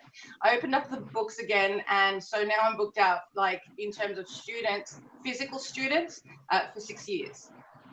Whoa. Online now. And I've got the school. We're beta testing the school online, so that's going to be in the next 2 months. That will become, you know, an open platform. I want in. Well, it's going to go up, sweetheart, and that literally is going to be available to everyone. Right now, the one-on-one sessions with me are via video. You know, video link, not video link, live link. So Skype, Facebook Messenger, all of that stuff. But I only have limited spaces, and I think on my live the other day I actually announced I'm opening another afternoon. So that means there's 13 spots each month for people to actually have sessions with me. So just 13. I don't want to open up anymore. 13 is my favorite number. Like, that is, you know, what I can do. So anytime I put something on the website, it's always 13 of it, and then it goes. So, you know, is that what you asked me? I want to. Yeah, absolutely. So you also do readings? I do. Very, very limited readings now in physical format, because I've got a 3-month waiting list in physical. But online, because it's video format, so I can actually do a video reading and then, you know, send it to your email, and that's what I do. If you do, however, want to book in a physical reading, like a live reading with me, that you go on the waiting list. So you get tacked on to the end of the waiting. So you have to wait. I'm sorry. That's a thing. But in terms of the video ones, that's easy for me. It could be 1 a.m. here. I don't actually have physical clients, although some students from overseas I have in those time slots. But anyway, like, you know, we kind of do the best we can with what we have, right? So that's the thing. Absolutely. And I'm gonna have to go in like 10 minutes. That's so fine. That's so fine. So in your last 10, let me, Avalon, you're still with us. How long have you got? Are you all good? Yeah, I'm good. I'm having lunch. I'm my lunch break. Fantastic. All right. I want lunch with her. In our last 10 minutes with you, Varna, let us do maybe one, maybe two, if we can squeeze in and do some little itty bitty readings in your last 10 minutes. Are you okay with that? I'm totally good with that, sweetheart. Who's on the list? Who needs a thing? So I've actually written it down now, so I'm keeping track. So I've got Rita. Rita? This is for Rita. Rita Bates. Yes, Who's in the chat? Have a look, sweetheart. Oh, hello. Random, if you're still with us, you're more than welcome to join in. Okay. We've got, it's always 3 because they're short ones. So the first one we've got is the Earth Fairy. I love this card so much. So this is physical health, grounding, and foundations. Now it's really time to get yourself out of the sky. We cannot build foundations in air, okay? We need to come down to earth. We need to build our foundations in earth. So really start gathering the building blocks and start building your foundations and your grounding. The only thing here, that because the next card comes in, there's the burden card, and it's a marker too. So burden is actually encompassing your life right now, and you need to have a look intrinsically and externally as to what is encroaching on your energy, what is encroaching on your capacity to, you know, give the best and output that you can from yourself. Because the Earth Fairy is like, you got this, like you can build something amazing here. But the burden card is like release, release, release, release, right? And then we had the bee. Look at the bee. Look at the bee. So the bee is luck and industriousness and sweet victory. So if you do take care of this burden card, if you do start to do that, perhaps some shadow work, perhaps just some, you know, maybe take some R&R, some downtime to really recharge, and then get into the no holds barred. Like this is WWF style. Get into the ring and do everything you need to do, right? That's what that is. So that's for you, Rita. Incredible. Well, mine seems to sync a little bit to Crimson's reading, and you got 4 cards, and I'm going to try to read them as quickly as possible. All of them are inverted, so I see a lot of challenges coming your way. You got the Word Lord, which is dishonesty. You got the inverted, the Dream Walker, which is illusions. The second time that one's come up. You got the inverted, the Wise Woman of the Wonderland. Wonderland, yay! Which is I'm back, so sorry, guys. Which is compromise. And then you got the inverted, the Hawk Prince. Which is paying attention. Darling, I think you have somebody in your life that is not good for you. I think that you have been trying to hold on to this person because you love them. They've been in your life for a long time. But they're bringing more challenges to you than they are bringing you any healing or love or kindness. And you're kind of getting fed up by this. And you have a feeling that they've been lying to you. Probably, yes, they have. They may be manipulating you. So please watch out and pay attention to how their stories change over time. I'm seeing this as a person who you've been slowly drawing away from because you're not sure if they're good for you or not. But you're definitely seeing the little crumbs of their lives start to topple what they want you to believe. So stay sharp, pay attention, and realize that you are your own person. You are not responsible for anyone, nor their actions, nor their feelings, nor how they live their life. You're responsible for one person, and that is yourself. You hold on to that, because if you're feeling guilt over the fact that you want to step back from this person, I would say realize that choosing yourself over someone else is always the right decision. And don't let guilt overshadow that. And that's all I've got for you. We're back. Sorry, guys, I'm back. Sorry. I didn't mean to spiel on. No, that's okay. I've got 5. Oh, no, I've got less than 5. So, do we have another person's reading that we need to do? Yeah, so I'm gonna skip Sam because I think he's gone. Okay. So I've got Susie, Sweet Susie. Sweet Susie, connecting to Sweet Susie. I love that name. Can I just say, it's like sugar and lollipops and everything nice. I think of rainbows, like I do. It's a thing. And I'm going to have to leave after this, so I'll be leaving with Crimson. No worries. Jump. Whoa.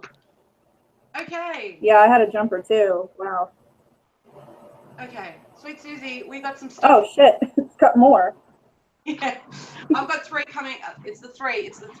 So I'm going to show you the novice card. The novice card comes out, and innocence beginner. We're looking for new skills without practice and unstable curiosity. So what it's asking for you to do is still go for everything that you want, right? Still go for it, but start really encompassing and informing yourself as you go along. It's not about cutting your practice and then just doing being book witch, right? But it's now starting to meld the two in unison, like really flowing that energy, right? And then, because guess what happens? Ta-da! We've got the swan that comes up. And as you do this, so you've got transformation, and then you actually start to trust your gifts, your talents, and your abilities. And that's what we need. That's that strength that we need. And guess what? The wind fairy comes in there after that. And hi, I love the wind fairy, even though, like, I'm a fire sign, guys. I really like that air because it fuels me lots, right? So thoughts, words, and intellectual analysis, I really feel as though once you've integrated all of this in unison, in equilibrium, that you're going to start to actually write some things down. You're going to start to create some things, possibly in verse, possibly as a book or an instructional as to how you've done things, okay? So this is a journey that's coming up for you, and I'm very excited for you, Sweet Susie. Sunshine, lollipops, and rainbows. I love it. That is it. That's wonderful. I got the inverted the Well Watcher, which is power of the divine, but I see a lot of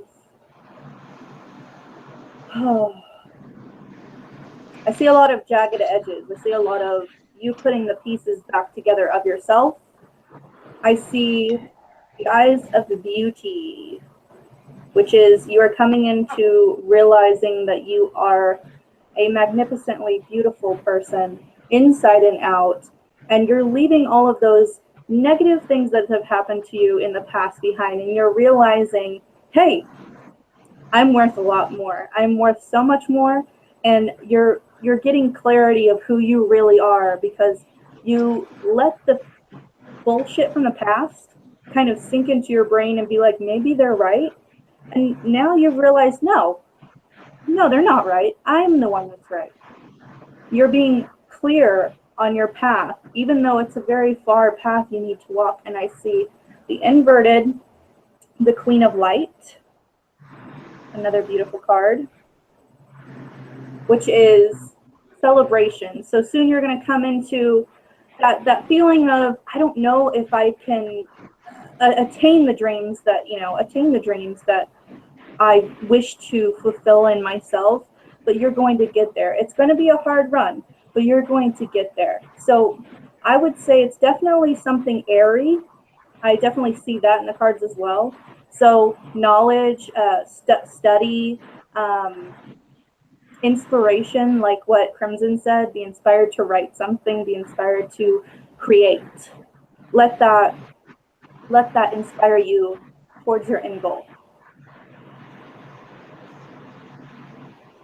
I hope that made sense. She said spot on. I have to digress because I have to go. I'm really thankful to all of you. I'm so glad to spend time with you guys. Thanks, Alex, so much, sweetheart. Thank you so much for joining. Bye bye, Vana. Bye, guys. Love you, love Bye, you, love you, darling. love you. Look, love you. Bye. And I'm gonna have to make my exit as well, even though I really was excited to talk to Avalon. Hopefully next time, maybe we can talk sometime together off air, Avalon. I would really love to pick your brain about a few things. Absolutely, thank you so much. I'm here for you. You just message me and I'll be there. You let me know. Oh my gosh. Love Thank you. you so much. Mwah. And Bye. thank you, Alex. And hi, Raven and Elder and everybody in the chat. Susie, I hope that helped. And thank you so much for letting me be on here and be a part of this beautiful, beautiful get-together of amazing people. Thank you so much, have- darling. All Bye, the guys. readings Have a good night. are in the down bar below, so if you would like to book a reading with her, definitely email her at therandomwitchreadings@gmail.com. And thank you so much, lovely. Thank you so much. Bye, guys. Have a good night. Have fun. Bye, darling. I got these jumpers. Oh no, do you want to continue with that one or? Absolutely. Yes. So first one for you, and this was for Sweet Susie, correct? I believe so, yes. Yes, wave of power, so surge of power. Same thing with you. You're coming into your power at the moment and finding yourself. But you also got Yemayar, which is the grandmother ocean and the primordial and all of that lovely energy. So connecting with really feminine goddess sort of energy. Now, whether that be you need more of the nurturing, loving sort of thing, or it can be the complete opposite, which is I think of Valkyrie type of energy, warrior type of energy. I mean, you can call them both if needed as well.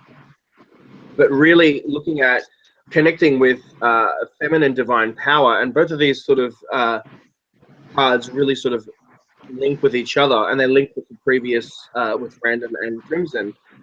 Really finding yourself at the moment and really bringing the inside out. But you also got bright new prospects on the horizon for you. So there is some new things coming. You need to be really pay really close attention to the way you feel, the way that things are sort of just flowing for you. Really look at it going, oh, cool, this is a new endeavor that I never thought I'd go on, and take it, and really go with that. Strength and wisdom, the dragon. Really, really, really focus on that now and bringing in that strength and that wisdom with yourself and harnessing that for this journey that you're going to be walking. Keep in mind that you need to make sure that your emotions, the water card, are in check all the time. Do not do things out of, we can call it negative emotion or anger or rage or any of that sort of stuff, but do keep that in mind. Was Rita having a reading? Sorry, I just realized. There was one we're on hiatus. It's fine. Oh God, it's okay. Rita, I'll do another one for you, darling. So yeah, keep that in mind, keeping your emotions in check and the way that you respond. Now, I don't know whether you are also working psychically or you work intuitively or connect with more of your own personal energies. Really trust in that as well. This is about, your abilities will also be enhanced at this point in time. So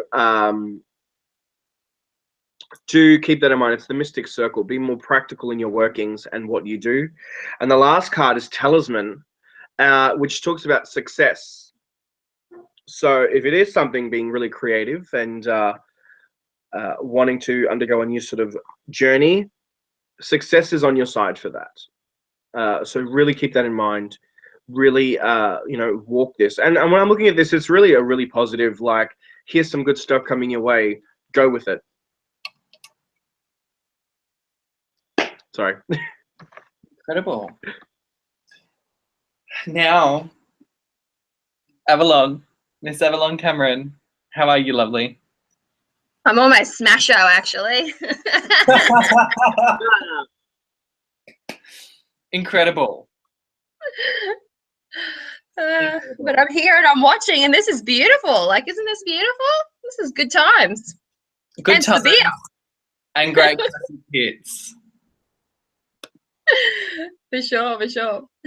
So, I mean, I just think it's so fantastic that you're on my channel because I said if I did Raven's, for those of you who is watching, Raven has done a new 17 witchy question tag. And I was the very first person to do the tag, just so you know, a little bit of trivia there for you all. But Miss Avalon, you showed up in that tag because one of the questions was, you know, your top 3 favorite YouTube channels. And guess who? Well, I had to do 4 because I couldn't do 3. So I had to do 4, which is better than what you did, Raven, because you did like 1 billion. That's because I have a lot of friends. I can't. I'm like, it's true. It's hard. It's hard to narrow it down. So I don't know. It is. I was going to try to like make it like a shout out for, you know, other people to just kind of look at new channels. You know, it's like, well, this is what I'm watching. You should also watch. But then when I got down to the nitty gritty, I can't get down. Everybody's special in their own way. I just can't. It's all good. Correct. Absolutely. So Avalon, you were there and you're flattered. I've been watching your channel for years. I had a flashback of you, Alex. I'm pretty sure that this is going back quite a few years. The very first video that you posted on YouTube, I commented on. That was me. Yeah, I distinctly remember your face. I'm certain it was you. Otherwise, I'm high. Otherwise, I was high. If it wasn't you, I was high. Because I remember you're like, it was your very first reading and you're like, something Tumblr, and I've never been on Tumblr, and I'm just like, oh, this is the thing, people are transitioning across. And I was like, I was captured by your Australian accent, and I specifically typed in Australian witch or Australian witchcraft or Australian pagan or something, you know, very, you know, geographically specific to me, moi, in my location. And you popped up, and it was a very new video. It had only recently, because you know how it tells you how long it's been on or most recent. Yeah. That was me. I encourage you to look one day. I'll have to have a look, because this is the thing. I mean, because I definitely, like, we have interacted like over the years via comments on each other's videos, and it's only until recently that we've connected in this way, and now we're friends. So it's so true. Besties. We're besties now. Like before we were just friends, but now we're besties. We've transitioned to bestie department now. We're YouTube besties, and one day I will visit you. Absolutely. And one day vice versa. We'll both have to make the trip up and down. And I'll come up to the heat and probably melt in a little pool at your feet. Yeah, come in the winter, just be forewarned, because I'm kind and I like you. So come in the winter. Incredible. But to be clear, the winter is those 3 weeks in between like July and August. Mm-hmm. That's fine. A really narrow window. So tell everyone who's watching all about you and yourself and your readings and just everything about you. Wow, how to proceed? How to follow so many like awesome people? How to begin? Well, I'll start off by introducing myself. I'm Avalon, and Avalon Cameron, and I'm a YouTuber, as I'm sure you can tell, and I am a tarot oracle reader and spirit worker. I'm a witch, an elemental progressive witch, if you had to tack on a whole bunch of fucking labels on it. I enjoy wild nature, and so when you don't see me on camera, I'm out in the middle of fucking nowhere, butt naked, swimming in a waterfall. That is me, with flying ointment all over my body and bone pendants, and just women who are just speaking my language. Like that's my thought of a good time. You know what I mean? Incredible. Aside from that, I am a professional tarot reader, and I love my cards. I'm a collector. I would say that I'm a pretty fucking big collector, and before you get excited, I never ever divulge the number of my collection to anyone unless you're my insurer. He knows, but nobody else knows, because really, I want to emphasize this. It's not about the numbers. It's not about the numbers. I'm a collector. That's something totally separate from tarot reading. I just happen to be a tarot reader who also likes to collect. It's a big thing for me.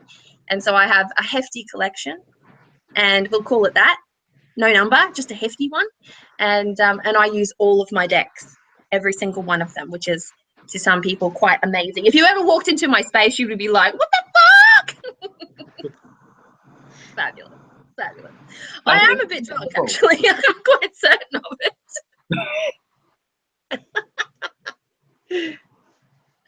I wasn't lying when this was lunch. But yeah, that's me. I'm also at this very moment in time, I'm sure everyone does this. As a tarot reader, I'm sure everybody does this. Oh, well, I hope everybody does this. But at the start of the year, you pull your tarot year card, right? We all have our birth cards and all that wonderful stuff. And my tarot year card happens to be one of my absolute favorites. And that is the Hierophant. So I am rocking the Hierophant energy for the whole year. And as soon as I pulled that card and I did my mad journaling session, like candlelight, full moon, blah, blah, blah, you know it. And I started to get to the essence of what this year might mean for me. Shortly after that, I didn't go out looking for this. People started to offer me this opportunity to teach. So I'll be teaching at Tarot Summer School this year. I'm actually teaching something that I've never even talked about on my channel, which is ritual tarot, how to ritualize your tarot practice. It's probably more for those who are very, very witchcraft oriented, or at least very spiritually oriented, and who want to turn their tarot practice into something that's a little bit more a part of their everyday existence, who want to go the shamanic way. You know, who want to step into archetypes and do that kind of crazy ancestral web work. And that's my bag. That's my bag, baby. That's incredible. I think it's really great that you're kind of at a point where you are able to teach others and to pass on your knowledge and information and experience, especially about tarot. I think it's fantastic. Yeah, it's a thing. Like, I have been asked over the years, I've been asked a lot, but I'm not that type of person that has ever clung to the idea of teaching. I've always been more like I've always considered myself more an inspiration fairy. I just pop in and plant little seeds of inspiration and then flitter on away, because I don't like the commitment. I don't like the commitment of teaching. When you teach someone, when you agree to uphold that commitment to mentor or teach someone, that's a commitment. And I'm a commitment phobe. So my husband will tell you just how that works out. But this year I had so many requests. I've had so many personal, beautiful emails and people offering this opportunity to me. And I'm like, maybe it's a me thing. Maybe this is a shadow thing, you know? And then I realized that it probably was. And I thought, why not? Like, I've got something to offer. And another side of that is that I'm a bit lazy. Like, I like to do things my own way. And I'm just like, either do it my way or we can't share space. Like, I'm not that. I'm a Taurus. Okay? But that's good, and it's good that you can admit that, though. Yeah, I'm self-aware at least. I'm arrogant, but I'm self-aware. At least. So you have got a variety of different readings. I mean, I was looking at your Etsy the other day, and you have just got so many different types of readings that focus on lots of different types of energies and all of that. Do you want to talk a little bit about that? Yes, I have fond memories. I was reminiscing about this the other day when I decided to go professional reader and put my services out there on Etsy. Like, I'll tell this funny story because as I'm just funny. That's it, full stop. Don't fool yourself into thinking that I'm anything other than just fucking funny, okay? So I decided that I was going to go on Etsy and I was going to be a professional tarot reader. And I decided that because I was a bit nervous, I would do email-based readings because it's less confrontational than a screen staring at you or a person standing in front of you. I'd read for many, many people, friends, family, and the occasional markets from the time that I was maybe like, I was the kid with the cards when I was 16 years old, right? And so I was that person. And so and back then it was like the book, cards and book. Cards and you know, balls. everything was like, Cards yeah. and balls. So I evolved from that, and I got to Etsy, and I decided that I was going to do email readings. Guys, I'm fucking dyslexic, okay? And you can't do email readings. You're dyslexic. Like, but it was my security blanket, and I had so many mishaps. And it was actually my beautiful dad who's like, "What are you doing?" It was a bit like, kind of like, wake up to yourself. And I'm like, oh, okay. So I started doing the video readings, and I blossomed forth from there. But while I was setting up that video reading situation, while I was setting up my Etsy account, I had so many people in the community reach out to me to assist me in setting up my Etsy store and to support me in finding out ways to do things a bit more effectively, because they'd gone the hard yards and they wanted to pass that on. And what I ended up doing is actually stumbled upon an absolutely beautiful, close-knit, nourishing community of people who just want to help you out. They were in direct alignment with my business. They were tarot readers, they were oracle readers, they were, you know, spirit workers and mentors, and they did not hesitate in just reaching out and going, do you need help with this? Because I had trouble with this and this is what happened. And I was just like, holy fuck, I'm so blessed. My whole process was streamlined to the point where I was on Etsy within hours, and I posted a link to my Etsy shop on my tarot professionals you know, forum. I'm a registered tarot professionals, you know, what do you call it? Professional. Anyways, and I posted it on there.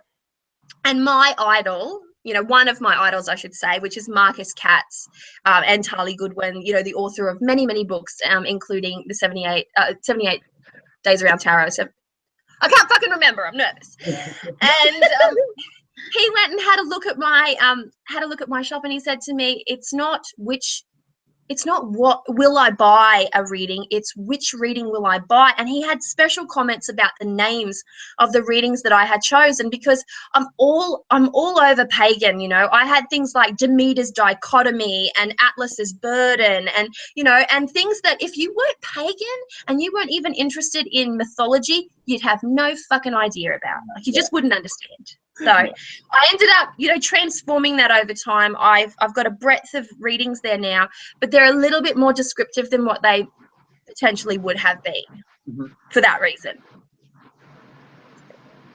And that's really good. And it's good that it's a process, and it's good that there is that community.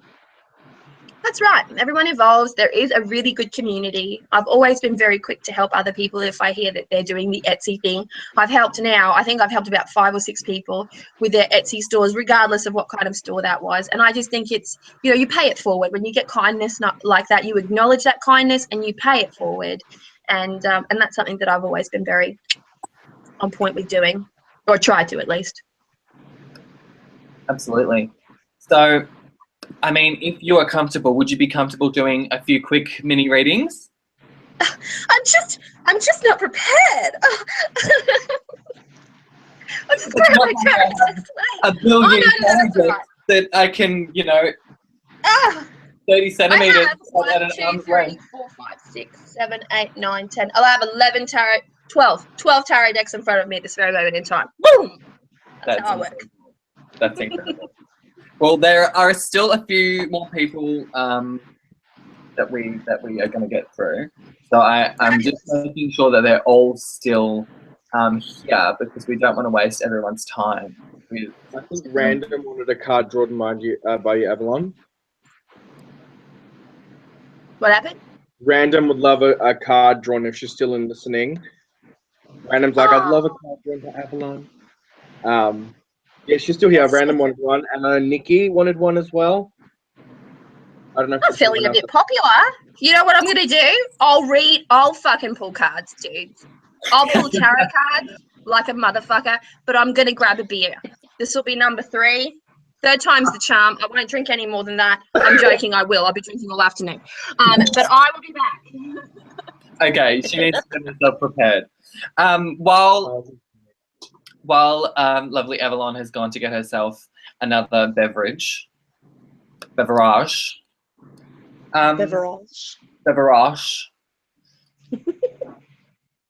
Do you read for people, Raven? Nope. No? Nope. I don't. I No. don't. Why don't you? I love the art. I love the art of tarot. I love the art of oracle decks. I don't know how to tarot. I don't. When tarot is happening, stuff happens for me, very similar to what had happened the other night with when you and I were speaking. That's what seems to happen for me. All that jazz. Fair enough. That's fair enough. But while we're here, let us go to. We'll go to Sam. Elder, you're still here. Yes. Random said she'd love me to pull a card. Of course, I'll do one for you, darling. So we're going with Sam first, or shall I go with random? Or wait for Avalon to come back. Well, Avalon's back. I'm here, and cheers. Cheers. Tell me what you need me to do. Cheers, big ears. Mwah. So who am I pulling for? Sam? Yeah, we'll go with Sam first because Sam has been waiting, so I hope that he's still here. Sure. Oh, you've got a jump already. Here we go. Oh, and another one. Yep. Cool. That escalated quickly. All right. Interesting. Oh, and there's another one. You've got 3. This card's coming out a lot today, isn't it? All right. So did Sam have no specific question? Just pull a card, correct? Yeah. All right, Sam. So the first card that jumped out for you is Honor the Masculine. So respecting men, embracing the masculine divine. This indicates straight away to me that you need to really connect with that masculine energy. I used to get this card a lot over the last year when I was neglecting that part of myself and working with feminine energies. With this, to me, when I look at this, it's really embracing that masculine energy in your, whether it's your current practice or in your everyday living. So take note of what is sort of going around you at the moment, because this is where you could either learn to channel that, you know, not just the nurturing side of being masculine energy, but also that warrior type as well. You've also got Soul Cage, which is rescue, escape from captivity, and restriction. This to me, it's a beautiful card. This to me would indicate right now there's obviously there's a situation that's going on around you where you're feeling that restriction and you can't see the light ahead. Which is why you need to channel that masculine energy at the moment to help you through this. Because you know it's like how do I put it in the easiest terms? You're feeling that the restriction is there for you, or you're like you can't see the decision, whatever's going on there. But there is a way out of that. And again, you've also got duty and, you know, grace and integrity. And I think for you, when I look at this, it's about really connecting with your spirit and really connecting with trying to pull through this scenario. I'm just going to pull one more card, I think, because I want to just clarify. I'm going to use the lovely Madame Endora.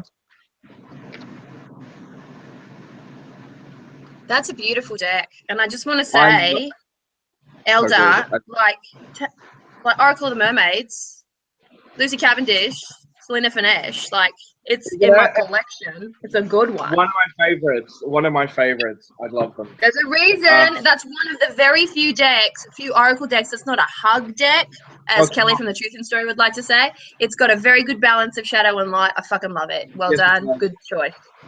It does, because it does bring out a lot. And I find, what was the other one? Is it the Sacred Rebels or another one too, where it's not like airy, very fluffy. It's like, this is the shit you get it done. It's good. You're with it. It's good. Autumn Sky Morrison, I love it. Love the artwork. Yes, absolutely beautiful. Oracle of Echoes, absolutely up there as well. That's Anna Turian. I mean, come on. There's some great ones. Okay.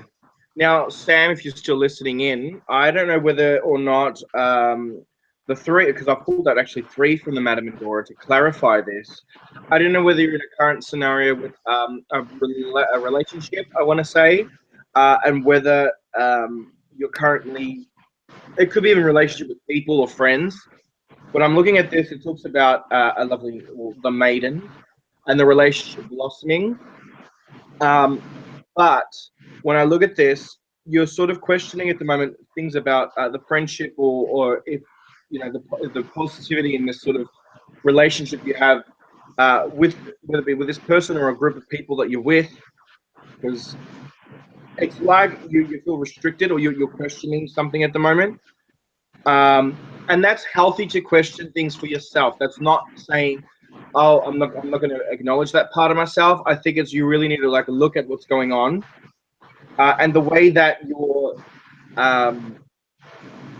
that you are in like with this relationship. But also, you know, the Sun card, which means that things are going to be rewarded and really positive for you. I think for now, whatever sort of hardship you may be going through, really pull through that. Really start to, you know, maybe, you know, before you arc up or react, take a step back and really look at how you react with that and shifting that energy so you know that you're not, old friend, right? Really look at that. If you're growing in one direction and that person isn't, then you know within yourself that you're saying the energy is different. The energy is, it could be stagnant. Either you try and fix it or you just have to keep moving forward. And that person's not, and it's happened to me, people just drop away because you're moving in a different direction and they're stagnant. That doesn't mean you hate the person, and it doesn't mean that you're going to, you know, cut them off. It's just energetically what happens is that you move into a direction you need to move into, like move forward to. So looking at this, really, I think for you, it's about evaluating what's going on with the relationships you have with, well, the old friend that's going on there. So I'm hoping that makes sense. But yeah, so let's see what Avalon has to say as well, because yeah, this is what I've got here.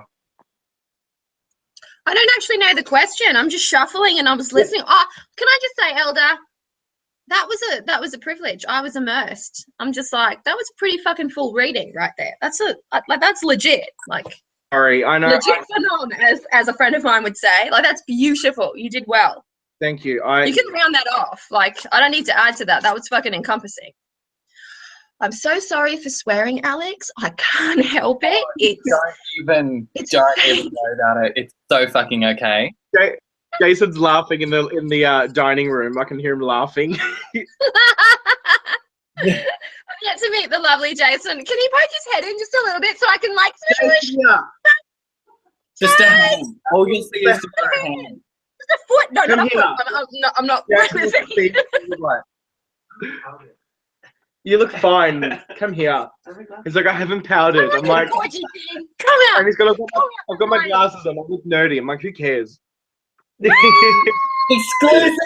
on Wonder Weirdness Witchcraft. Jason. From this moment on, you will be Jason. I'm a bit drunk, Jason. I'm a bit drunk. It happened. It happened really quickly because I didn't have any lunch. I chose beer over lunch. I chose libations. Oh, I'm feeling very Dionysus at the moment. It's a thing. This is Jason, everybody. That you always see a hand or a cup or something coming. This is Jason. Fabulous.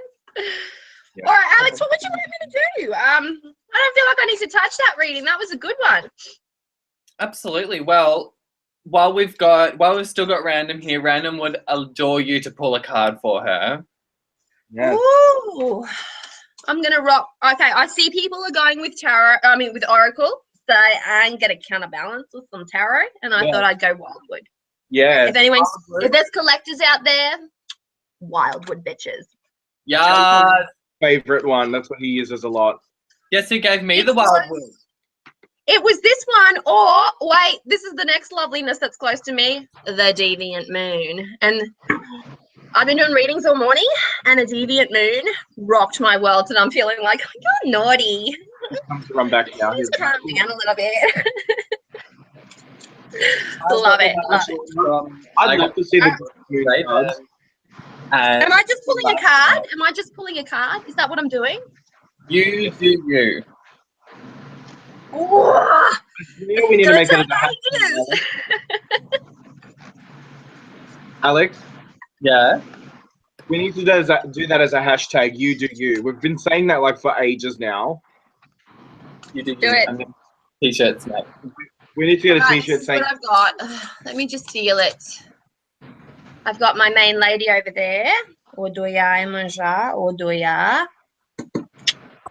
She's such a beautiful statue. That's Anna Turian's work, by the way.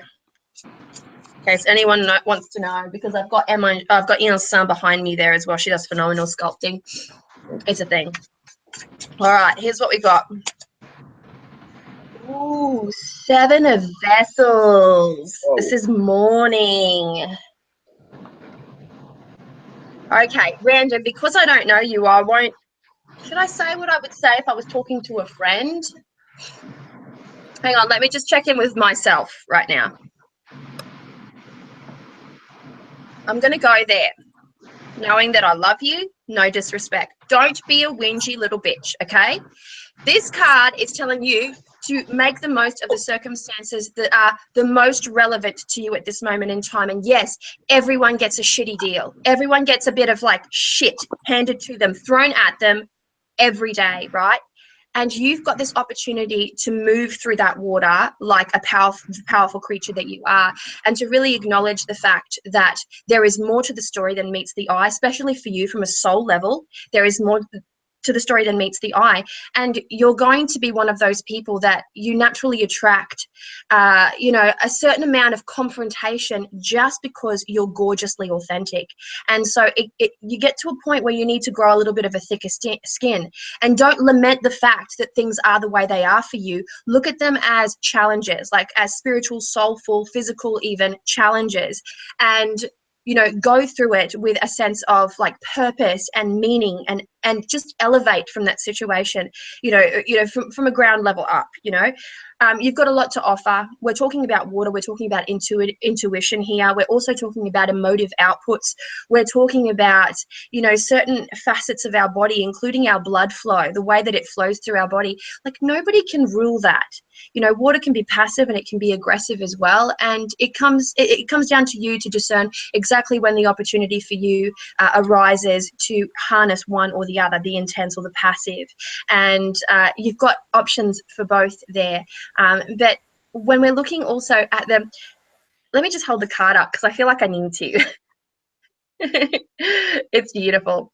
When we're also looking at the 7 of Vessels from a Rider-Waite-Smith perspective, and this is not Rider-Waite-Smith, it's talking about, daydreams and superficiality. Don't get the two intertwined. So mourn what doesn't work, but don't linger there. Don't whine about it. Just move past that, and don't focus on the superficiality of the situation, because what you have to offer is far more intense than might originally meet the eye.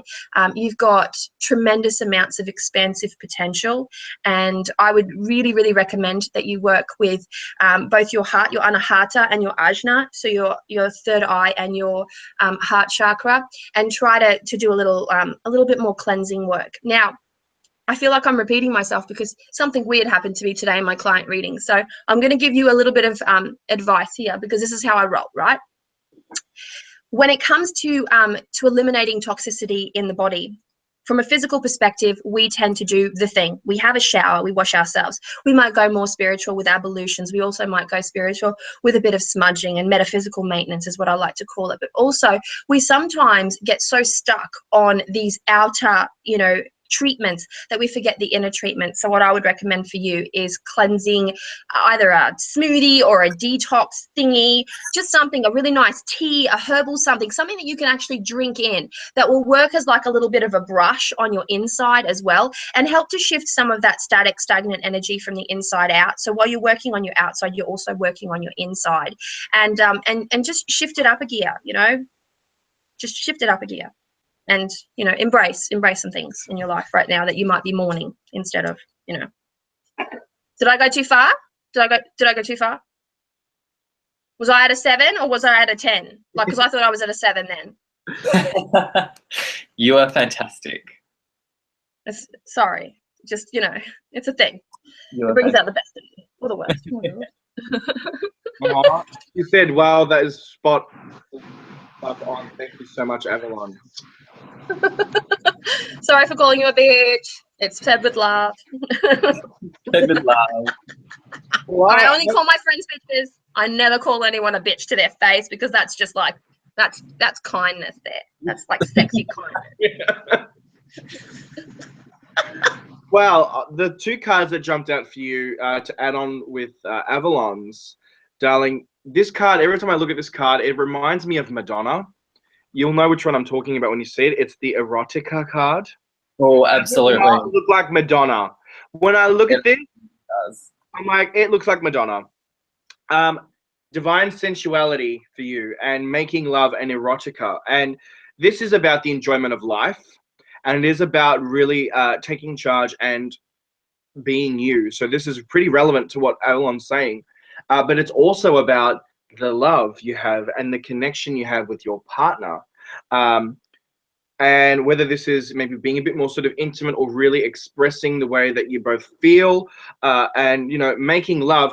We can see that as, yes, maybe the physical act itself, but also maybe the love that you share with the, you know, with each other and really connecting with that energy. I think this is the thing where I'm looking at really connecting with that that love energy and bringing that in for yourself for this healing process.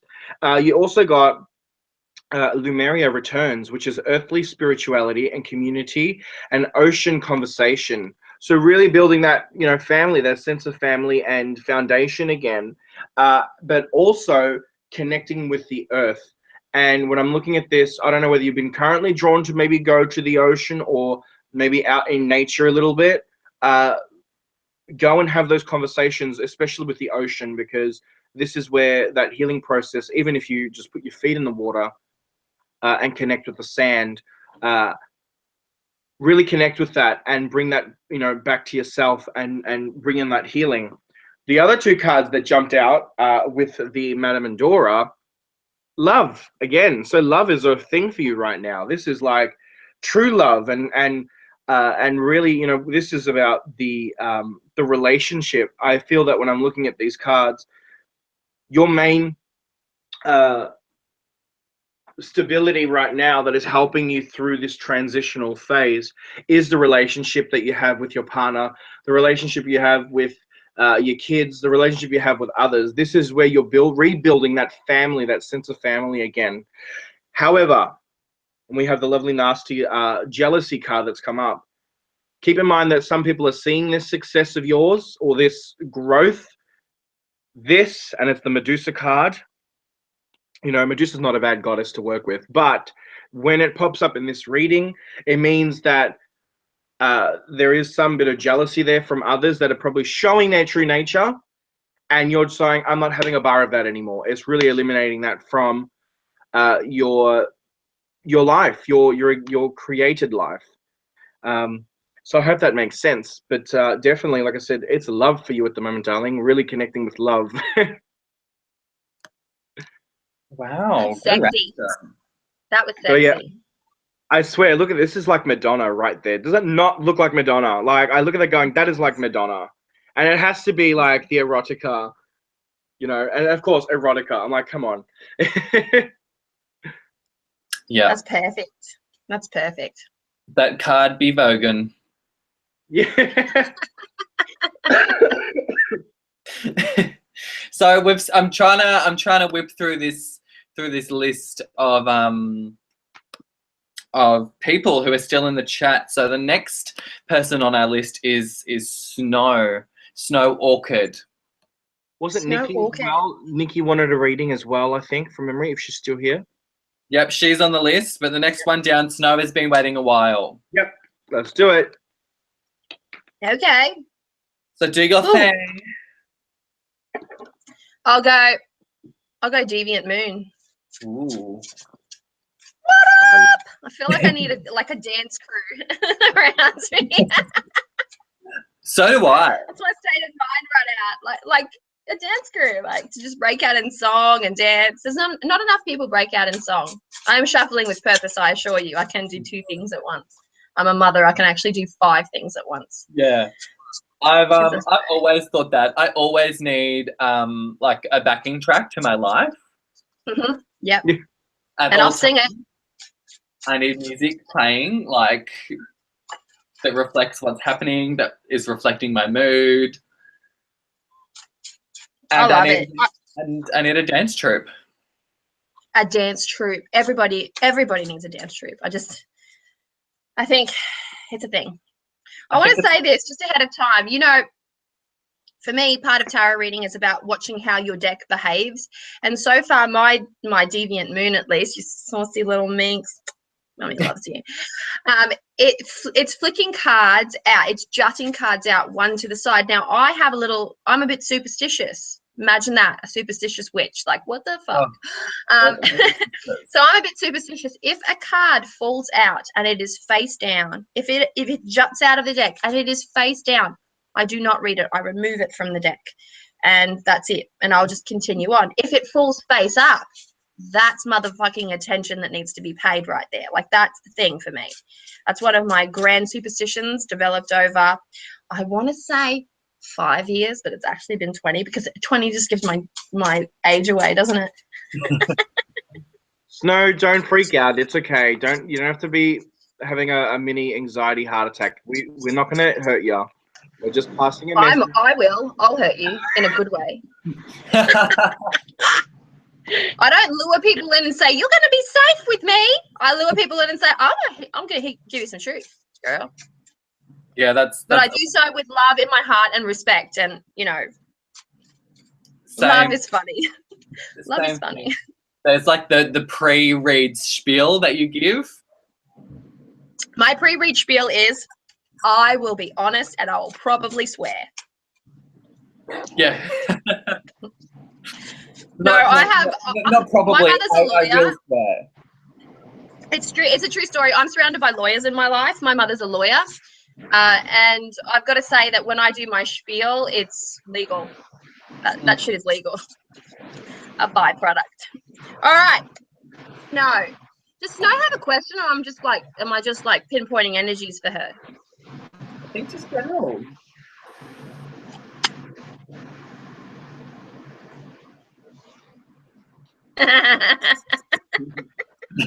Oh gosh. Here we go. Oh wow. It's the 5 of Cups. I would like to just ask Snow, are you pregnant? Are you experiencing morning sickness? If not, I'm going to bet that there's a hangover in your future, because when I see this card,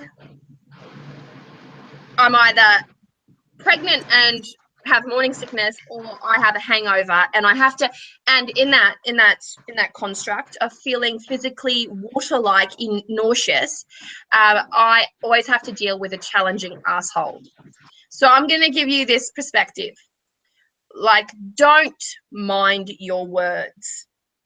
Don't bite your tongue. You're riding an emotional wave, and I urge you, in fact, I feel like you need a dance troupe behind you right now. I urge you to speak from a place of both truth, clarity, and emotion. Now, this might seem like bad advice, because people are like, don't get into a confrontation when you're feeling emotional. I am Brazilian. So brasileira. And so we like to be very emotional when we enter in conflict situations, because there's something that happens, and that is that you release a tremendous amount of emotion. You don't go home thinking, oh my gosh, I should have said this, and I should have said that, and I should have done this, and I should have done that. You say and do what you need. And yes, you might have this moment of like emotional hangover where you feel like you've done or said something that's a little bit too much. People will remember too much for only a certain amount of time, and then they'll forget it because a new something will happen, but you will feel absolutely cleansed from the inside out. So if you find yourself in an emotionally distressing situation that causes like the very pit of your stomach to like roll, and you're not pregnant, because that would be a totally different thing. If you're pregnant, then talk to me about that and on another feed, okay? But I really highly recommend like the aspect of release in a very, very tactile way. If it's not through purging, physical purging, it's through that emotional output. Say your words, like always consider what you say, because what you say will always be held against you. But consider your words in a way that will allow you to be emotionally cleansed from your soul, from your heart outward, and not like walk away from a situation of confrontation or belittlement, or address a matter entirely in a manner that makes you feel like you need to be less heard, or you need to, what's the word that I'm looking for? You need to diminish your feelings. So don't diminish your feelings. Really, really express yourself effectively. Express yourself effectively. My daughter's going to express herself effectively in a minute. You'll hear in a bit. But yes, and you know what? I also like to recommend a little holistic blah, blah, blah to you. I would suggest that if you're having these upheavals, especially from an emotional perspective, if someone is actually pressing your buttons and you're not actively acknowledging it because you're the person that has a fear of confrontation, then I would suggest really journaling about this as effectively as possible. Put every obscure adjective on a page that you can possibly think of. And I encourage you to go, that fucking rah, rah, rah, rah, rah. Like, put it all down there. At least release it. If you can't muster up the courage to say it to somebody's face, like, at least put it to the page, then burn that motherfucker, because you don't want that polluting the rest of your art and the rest of your environment and the rest of your pages. And as you're burning, dance with purpose, sing with feeling, sing with meaning. Like, I'm really urging you here to effectively release.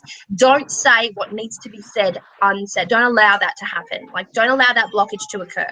All right? That's my Five of Cups. I'm going to introduce my daughter into the space, but I'll mute the...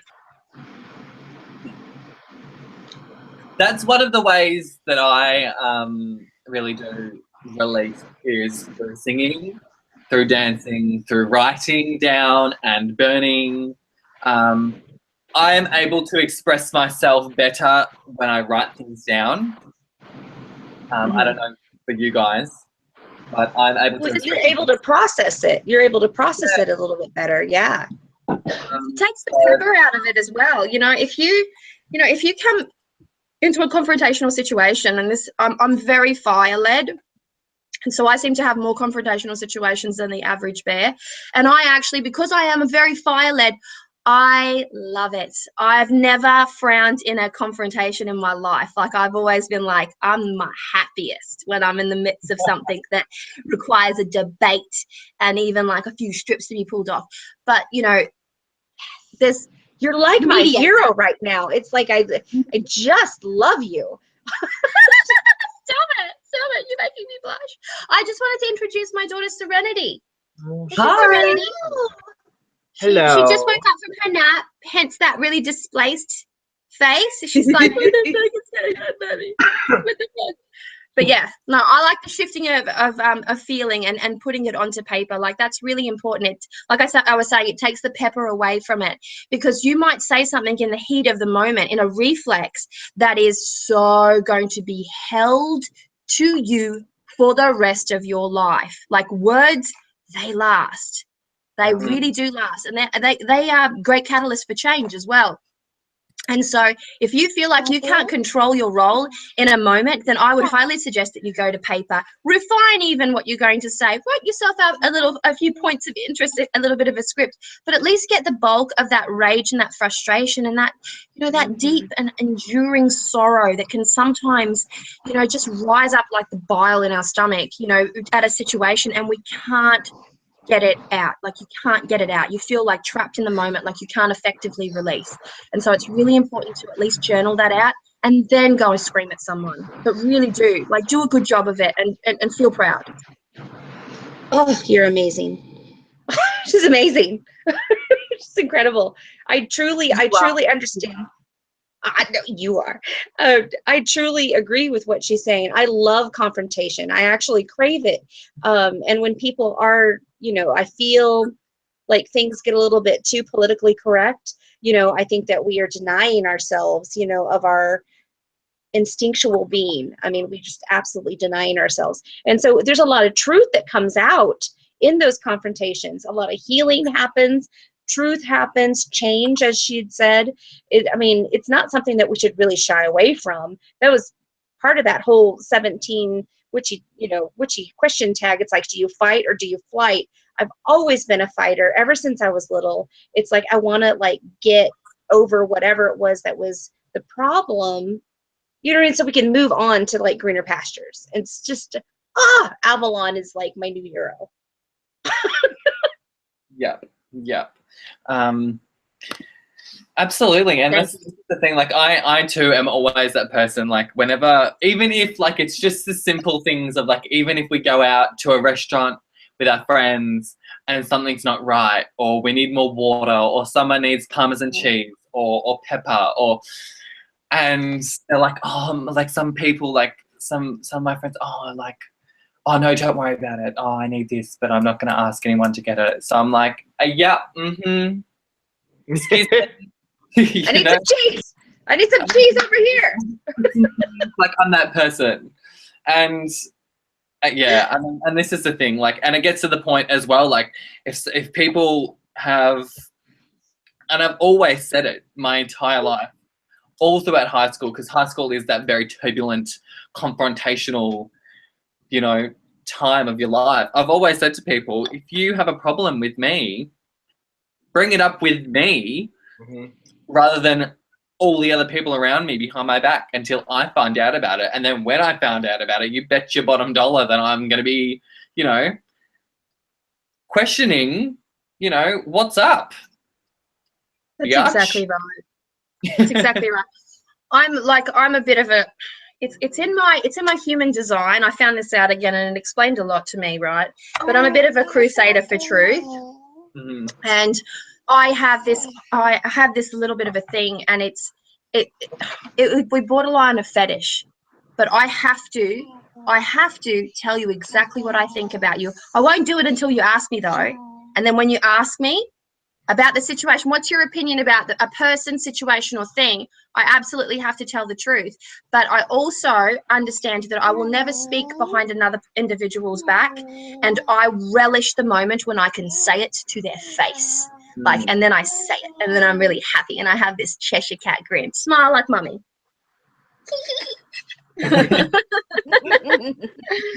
It's a beautiful thing, but it is all in that part of release. And I find that those who have come to terms with this facet of themselves, because we all have warrior in it, we all do. And if we don't honor that aspect of warrior, then that warrior becomes stagnant. It becomes restless. It becomes dissatisfied.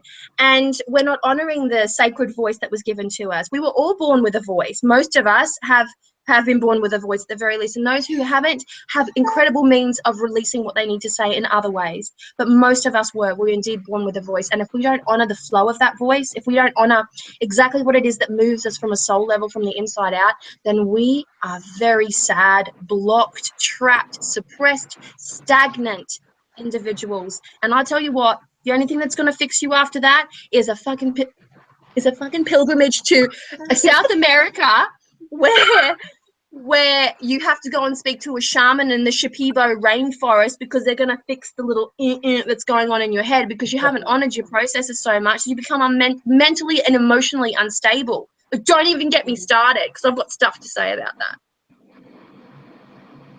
I'm sure. That's a whole other video. Oh my gosh, he's so right. Completely and utterly. Completely and utterly. Now, I want to do, there's 4 more people on our list. We've got Winstar, Jennifer, Nikki, and Mystic Crone. And I want to do really quick, punchy readings for them, because I do want to wrap this up soon-ish. You know, I'm not rushing anyone, but you should rush me. I'll be here for ages otherwise. We've had I think it's been a really awesome day, and I'm sure everyone has things to do. I've got washing to hang up, I know.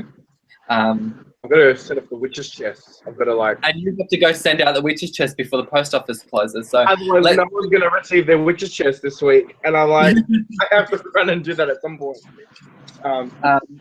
So let's do one for Windstar. Who? Windstar. Windstar. What's the question? General, I think they're just wanting just some cards pulled just to see what's happening with them. Okay. I'm going to go as fast as I can. All right, ready? I'm going with Tarot of the Vampires because can you see that I'm a collector? I'm using this deck by this person, and here's one I prepared earlier. I'm using Tarot of the Vampires by Ian Daniels, published by Llewellyn. Shitty cardstock. I haven't seen Just those. slide that one in there, that little undercut, that little ooh. Yeah, well, I feel the same way about the Wildwood Tarot. Let me just say, but they are both beautiful decks. Eita ferro! Olha só que caiu no chão. So that wasn't English, everyone who's watching. You're not going crazy. That wasn't English.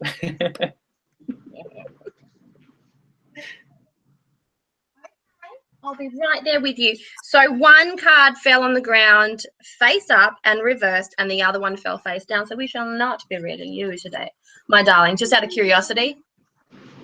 Oh, yeah? Oh, yeah? Oh, yeah? Oh, yeah? Oh, yeah? 3 of Scepters. Now, 2s tend to be, Scepters are fire, and the 2s tend to be individuation. So when we move to the 3, we're reaching a point of stability and a point of recognition. More than recognition, refinement, right? When it's reversed, it means that you're too arrogant and aggressive and frustrated and excited to pay attention to the minor details that are going to get you to refine that skill in its entirety. There's also a really interesting aspect of foundation here. And if it's reversed, then we're acknowledging we're refusing to acknowledge the fact that we have indeed succeeded in certain aspects, but our lust for more in that moment, it really gets in the way of our gratitude and the recognition that we have exactly what we have strived for in that moment, and that something is not small. Even if it feels very small, it's not small, because every little bit of development, every little bit of advancement, every little bit of accomplishment, you know, it builds upon itself, and it creates an incredible pot of gold at the end of the rainbow. Like, we work towards something each and every time. You're beautiful. And so, you know, being that there is a blockage in this area, being that this choose to actually fly out of my deck and land on the floor. I didn't pull it. It flew out of my deck and landed on the floor, like away from me. I thought, oh, aren't you fabulous? Aren't you fabulous? Isn't that just spirit in its best? But yes, definitely acknowledge the fact that you have made advancements and that you've definitely cultivated some skills, and you need to start to cultivate some appreciation and just calm your farm a little bit. There's far too much fire there. Just calm it. Like, all this frustration is not good for your health. And I bet that you've got all this tension in your upper body, all this tension in the middle back, behind your shoulder blades. I bet you're sporting a bit of that tension because you're just not saying what you need to say at that right time. And it's totally different to the 5 of Cups, because what you're saying is, what's the opposite of gratuitous? Ingratuitous? It lacks gratitude, and it lacks recognition, personal recognition. There is nothing arrogant about recognizing your accomplishments. And in fact, you should go as far as getting prepared, because it's a 3, not a 4. You should be getting prepared to celebrate them instead of like doing what you're doing right now. Tension in your neck, though. What have you got, Michael? So I've got the Crane Bag, and this is a Sacred Ocean Medicine, Clutter and Declutter. And I just pulled an extra one out because I wanted to just clarify. And this is about communication and the way that, again, you express and the way that you voice opinions and everything else like that as well. But also, when I'm looking at these 2 cards, it's also about the looking at the connection you also have with spirit. Because when I'm looking at this, it's the energetic impulses that jumps out at me, particularly with this card and the wording. It's really connecting with spirit, and maybe instead of second guessing yourself, really try and trust that moment of, oh, okay, that's what the message is, or okay, this is what I need to sort of go with. Because I'm seeing this, and I'm not seeing like it's the communication thing for you. It's about learning to express properly, or really say what you need to say, but also listen to the energetic, the energies that are, you know, portrayed in front of you, if that makes sense. That's sort of what I'm getting with these two cards. But also the crane bag is also maybe you're needing to create. The crane bag is like, it's like the Nanta bag, which is in Stregoria, but the crane bag is with all the shells and bones and things from the ocean, and utilizing that energy or that magic for your practice. Snow, if you want to message me through Facebook, I have your cards here that I can take a photo and send to you. So if you want to message me through Facebook, I'll send you your reading, darling. Fabulous. I haven't forgotten. But yeah, so that's what I'm sort of getting with that. Hopefully that makes sense. Next on the list is Jennifer Ball. I don't know where Avalon is, so I've got the Gospel of Aradia here that I'm happy to pull a card from for you. Lovely. Thank you for being so patient. Did I miss the good stuff? Did I miss Elder? It's okay. It's all good. It's busy day today. I'm the same, so don't worry. I'm jumping in and out as I go. So it's fabulous though. Like I've had 11 readings this morning. Oh my! And I'm like, and I blitzed through. This is why, folks, I feel like I should place a declaration. I never, ever, ever drink through my client readings. Okay, this is knock-off time for me. This is me like I finished my day's work, knock-off time. That's incredible. That's a good 11 readings all this morning. That's fantastic. Yeah, well, I have to cram them in because I have a lot all the time, and I have small children, and I have to try and like around like bedtimes and daycare and school and all that kind of business, because I don't like doing things in the evening, because if you're a caretaker of any description, whether that be person, pet or place, you will understand one fundamental truth, and that is that when, you know, dinner time comes and goes, you sit down to have dinner, and the last thing you want to do is work. After that, your work is done for the day. You might have to get up at 4 o'clock in the morning to do that work, but come that dinner time, God damn it, sit down and read a book. I'm not an advocate for TV, but read a book. You know, relax, listen to a meditation, like do something like nourishing. Yeah. Apparently 3 beers makes me ranty. This is self-discovery 101 over here. Self-discovery 101. So Jennifer, the card that I pulled for you, and you're more than welcome to pull a card as well, Avalon, for Jennifer. I'm using the Gospel of Aradia Oracle, which I only purchased because I saw your review and I fell in love with.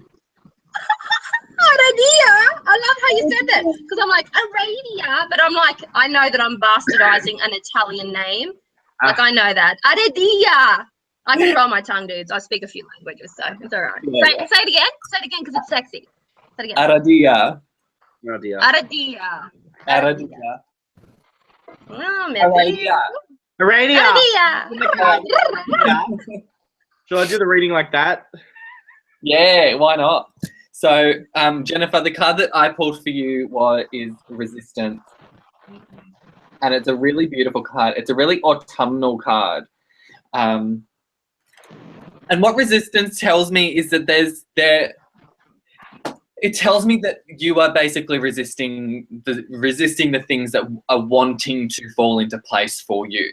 So there are things that are kind of on the horizon. There are things that are happening, you know, back here, and there is some form of resistance. There's some form of wall that is up and not allowing everything to kind of come flooding through. Basically, what I want you to do is I want you to find out what that is, and basically open up the floodgates, because once you open that up, once you find out what you're resisting and how you're resisting it, definitely feel like a lot of things are going to start coming in for you, which is really, really important.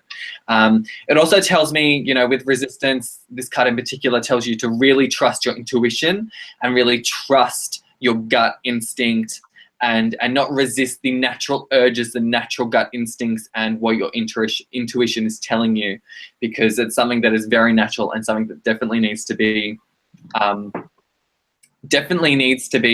taken into account. So any of those natural kind of instincts, anything that you kind of feel, think, or know innately, don't resist it. Let it happen, let it flow, let it form, let it manifest, basically.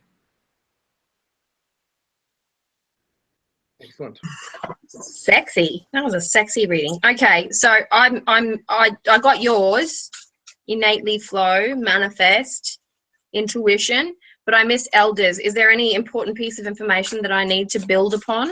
All right, so I got Song of the Siren, which is the call, summoning voice to acknowledge, which indicates straight away to me that you need to pay close attention to the spirit realm, or connecting with the spirit, if that's been a calling for you lately. Listen and hear that call and follow it. And to add on top of that was contramancy, which is shell divination. So you really need to actually, if you're looking at maybe doing some form of divination to help you, or some sort of techniques, you need to jump on top of that, because it's saying straight away, hey, you know, so this is the siren. Listen to spirit and listen to what is going on. You know, pay attention to your divination, whether it be through dream state, whether it be through premonition, whether it be through you know, clairaudience, all of that sort of stuff. Really connect with that. Now, the other thing you need to do is adrift, letting go, which is what Alex was saying as well, that restriction, allowing the higher force to take charge. Okay, I think this is the biggest thing for you, is don't be fearful to walk or to even question. You know, it's healthy to question spirit, or question the universe, even yourself. But also, this is where you need to trust your intuition and listening to the messages that you receive, and saying, hey, I can let go of this fear now and move forward. So don't put the restrictions, as Alex said, on yourself. Let that go. Really trust in that. So yeah, that's fabulous. That's beautiful. Fabulous. Well, gentlemen, you've done a fantastic job, and that's a very water reading, isn't it? That's a very Ajna. That's a very third eye reading, isn't it? Yeah. And you know, the clutter, the emotional clutter that comes up that causes you to second guess what you're about to say in an intuitive moment. That's some interesting things. Okay. How can and I'm using the Bohemian Gothic Tarot for Weber Studios. Ooh, can I see that? I'm excited. Okay, so let's see if I can supplement that. I wonder if I will get something from Cups, or if I'll get something more self-actualizing like Wands, or I'll get something like Ground the F Down. We can hypothesize all we like. Let's just draw a card, shall we? Let's just draw a card. Calm your farm, Avalon. Calm your farm. Get over yourself.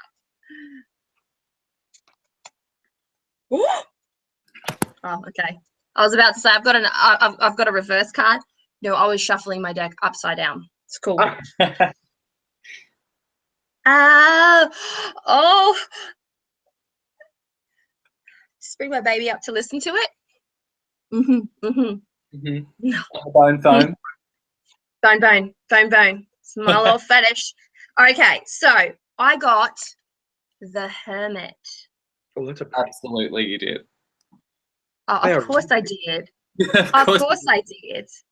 Okay, so Hermit ruled by Virgo, right? Attention to detail is paramount. And this is probably why you feel like you're getting a little bit stuck on your intuitive, could we call it broadcasting? Is that a good word? Yeah. Like when we share what we are feeling, what we are doing, what we see, you know, that kind of thing. Virgo is very analytical. Everything in the right place, orderly, And beautiful factor, my younger sister who's visiting me at the moment is a Virgo, loves everything in that perfect place, right?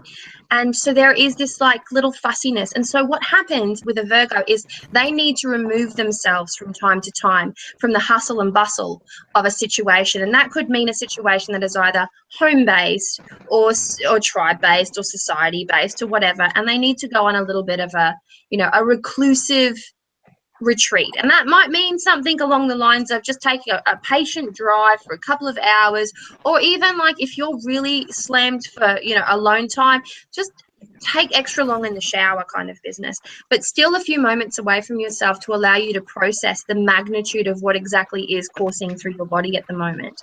These two beautiful gentlemen in their intuitive capacities have seen for you that there is ignition. Your centers are being ignited. This might actually cause you a little bit of spiritual and physical discomfort. So if you're a person, and I don't know if a lot of people would be familiar with this concept, it's either claiming, which I'm not a fan of, but the quickening is something that I'm a fan of. And that is that when spirit calls out to you in such a way that it becomes uncomfortable. It becomes, you become aware of it in a very intense manner, but it also becomes uncomfortable. And this is oftentimes why you should pay attention closely to your intuition every single day, because if spirit is trying to get your attention and you don't listen the first day, you don't listen the second day, you don't listen the third day, and this is a build-up thing, you'll end up in a situation that causes you extreme distress. And when you look back, when you have that 20/20 hindsight moment, you will look back and you will see, oh my God, what was I thinking? Where was my head at? It was there in plain sight for you all the way back when a little birdie landed on your shoulder and like tweeted, something very subtle. It was there. And usually most people get it 3, 4, 5, 6 goes down and nothing too bad. But for the ignorant, for the spiritually devoid, for those who are purposefully repressing their intuitive capacities, their hits, you will have a bigger jolt than most, because you're not allowing yourself to experience the full brunt of what it is that you're immersed in that moment. And what it's called is the quickening. You are being claimed by spirit. This is something that happens to everybody. No one is, this is not something that is exclusive to witchcraft or to the shaman. This happens to everybody. We have that moment where we're met with the crossroad. We're Morpheus, green, blue, red pill, green, blue, red, that business, right? Hands, don't touch any of my cards. And she's got chocolate all over her hands. And she's like, hands! it's that. Oh, chocolate, yeah!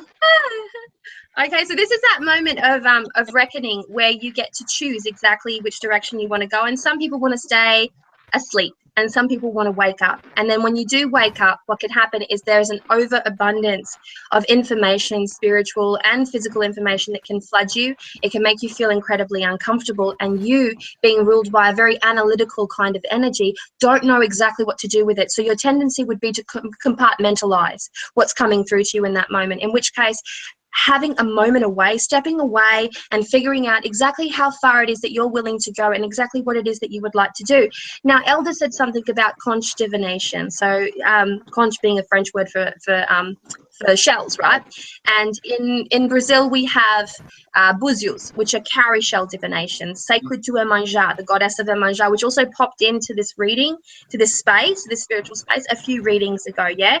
I'm the daughter of Iemanjá. She's my Orisha. She's my primary Orisha. Look at this, hands! And so if you're being called to explore a divination method right at this moment, I encourage you wholeheartedly to go in the direction of shells. If shells doesn't really float your boat, definitely sand. If sand doesn't float your boat, funny fact about sand, it's all shells anyway.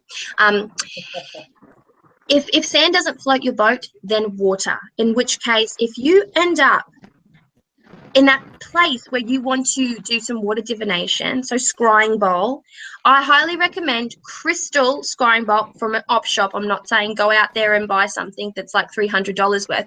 Go to the op shop that will have a crystal bowl. Doesn't have to be anything magnificent, and use Indian ink. Okay, don't use any other ink. Use Indian ink for that. And that's your last resort. If you really, you can't go past that. I wouldn't say that you can.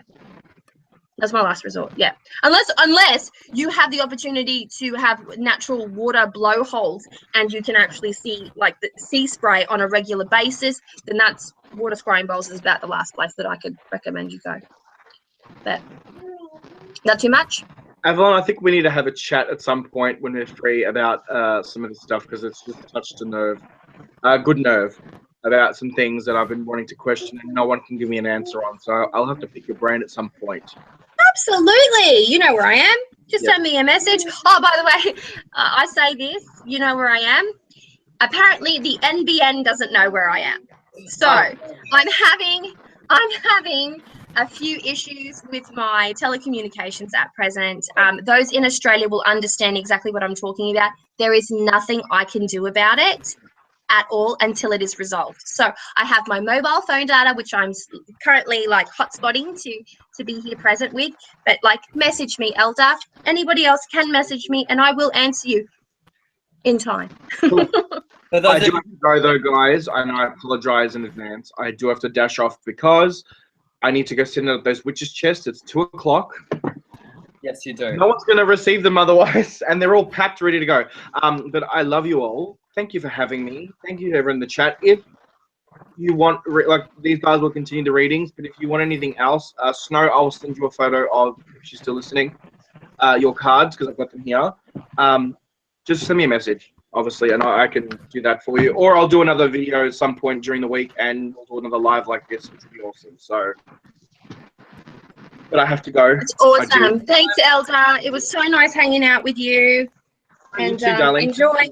Good luck with your witch's chest send off, because don't even get me started about Australia Post, but that's not time for now. You know what? One of our regulars, when I've sent it off to her and I've dropped it in at the post office, here's a quick rant about Australia Post. It took like an extra week for her to get it. So I packed it myself, put it in the actual post box. She got it the next day. So I don't know if they're like holding my parcels for ransom there to be sent out. I'm like, I'm going to go buy the bags and stuff. I'm going to pack them and I'm going to put them back into the post box, and everyone will get it by tomorrow, hopefully, because it's a thing. I don't know how that works. Here's the thing. That's the thing. I'm going to message you a bit later on today, and I'm going to give you a hot tip, because I spent 14 days fighting with Australia Post, and I've got some stuff for you. So wait. Oh, wait. Jesus. I'll send you some stuff. Yeah, because it's a nightmare. But I do have to go, guys. Thank you for having me, Alex. Thank you, Raven. Thank you, Avalon. I will speak to you soon. But I do have to dash because I have to go put those parcels in the book. Yes, you do. So, thank you. Right. You're welcome. See you guys in the chat. Blessing. If you'd like to message me if you have any questions, well, any of us. So, bye. Bye. Oh, we're at that point. We're at that wrap up point. So I've got to say my piece too, and then I'll let you guys finalize this stream. Right? So thanks so much for having me in my belligerent drunk manner.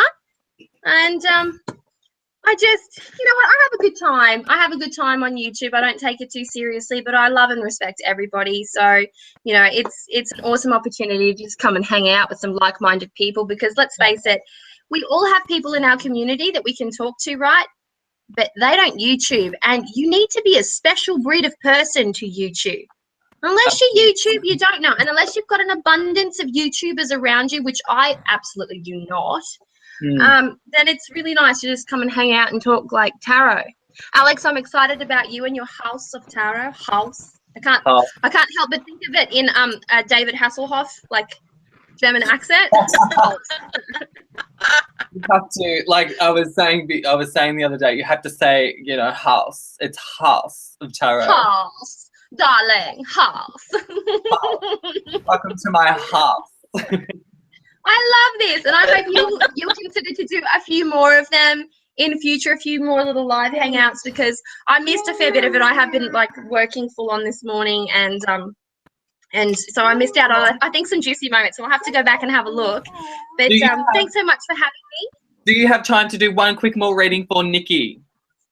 Oh yeah, I could do one. Hang on. I'll just touch my daughter's hands, and she's got a lot of chocolate on it. I gave her one square, one single square, and I think it all melted in her hand. Hang on, what decks have I used? Tarot of the Vampires, Wildwood, Bohemian Gothic, Deviant Moon. I will go for Legacy of the Divine. Ooh. Because like the fashionista that I am, I shall never repeat an outfit.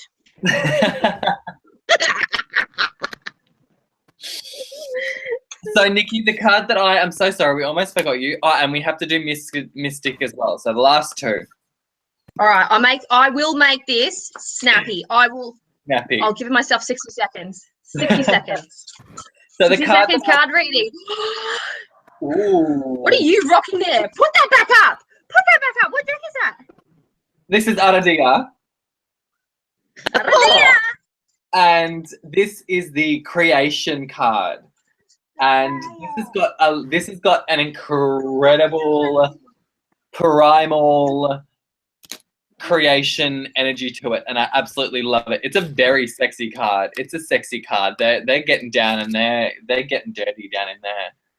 But it's really about tapping into that creativity element, and really looking at what you can manifest. And Nikki, I'm not sure whether you are a practicing witch or not, but definitely definitely focus on manifesting things around this time. Around this time will be a really good time for you to be manifesting things and to kind of tap into that creation energy. And yeah, just really focus on having a creative outlet. I think it's really important for everyone to have some form of creative outlet, to distract and to take their mind elsewhere. So if you're not in touch with your creative side, definitely focus on that, and focus on your manifestations around this time as well, because it's definitely a very kind of powerful creation energy around you. So anything that you kind of are looking to create or looking to manifest, I think will have a lot of success. Did you say something about witchcraft then? Yeah, I did. I thought so. It's like when the word's whispered amongst witches, right? Like, isn't this a thing amongst witches? When somebody goes, witch, and they're like, you don't know them, you're in an unfamiliar situation, you'll hear that word. Yeah. You'll hear it. It might not be that word, but you'll hear it. Yeah, so Nikki isn't a practicing witch, but she got her first witchy book yesterday. So welcome to the craft, darling. And that makes just a lot of sense now. A lot of sense with this creation card. You're in that zone. You're in that kind of space of creating your own path at the minute, which is fantastic. I like that a lot. Congratulations. Congratulations, Nikki. And I hope that it was a really good book. Like a doozy of a book. All right, I've got one for you. Ooh! It's the Wheel of Fortune. Oh, yes. This is fabulous. I don't think this is a coincidence, because I don't believe in coincidence. But here is Alex. I had to away myself just to wipe my daughter's little hands, and I couldn't really hear him clearly. But like I said, I heard witchcraft, and then I sit down here, and the card that and then Alex says, "No, you just bought your first witchy book," and then trifecta of awesomeness, I pull the Wheel of Fortune, which is a change in the winds. Now, I don't like to quote karma, because karma is a very misunderstood Hindu energy that I'm just not familiar with. People think that they are, but I'm certainly not. But I would like to say that there is a new evolution happening in your life. This might not be some gargantuan paradigm shift where things are shattering around you, but it is definitely an evolution. So when the wheel spins, when the beautiful wheel up in the air, when the lovely Ariane rod and her silver wheel and her beautiful castle, when she spins that wheel, when the Norns are weaving that wheel, that web of weaving, right, the wheel spins. And when the wheel spins, it welcomes in a new cycle, a cycle of change, a cycle of awareness, a cycle of deeper understanding of the self and of the environment around them, a cycle where the consciousness of the human mind expands and where emotions are felt at a deeper level that then sort of rise up and affect the behavior of that individual. And I'm fascinated with the Wheel of Fortune. It's one card that I'm designing at the moment. And so I will say this to you. Right now, you are in that position of nobody controls the Wheel of Fortune. You're at the mercy of it. Yeah. So allow yourself to go with that flow. If the flow is not necessarily positive, then, you know, don't worry, because that wheel will keep on spinning. But right now, the thing that interests me the most is the fact that witchcraft was the primary factor that I personally honed in on, followed by a few other little occurrences that I've recently outlined.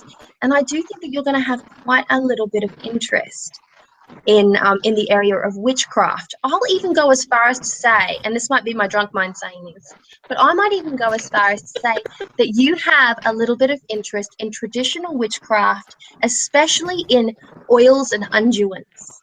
So, you know, you might find yourself being gravitated towards a rhythm, the beat of the shamanic drum. Like, I'll just stop there. I'll stop there and see how that goes for you. I got really up close. Did you see me? I got my old woman on, and I was like, that's what my nana used to do. She was like, we were talking about this last night.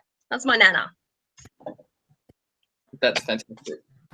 So last but not least is Mystic Crone. Hi, Mystic. You want to put it in the binty? Hi, Mystic.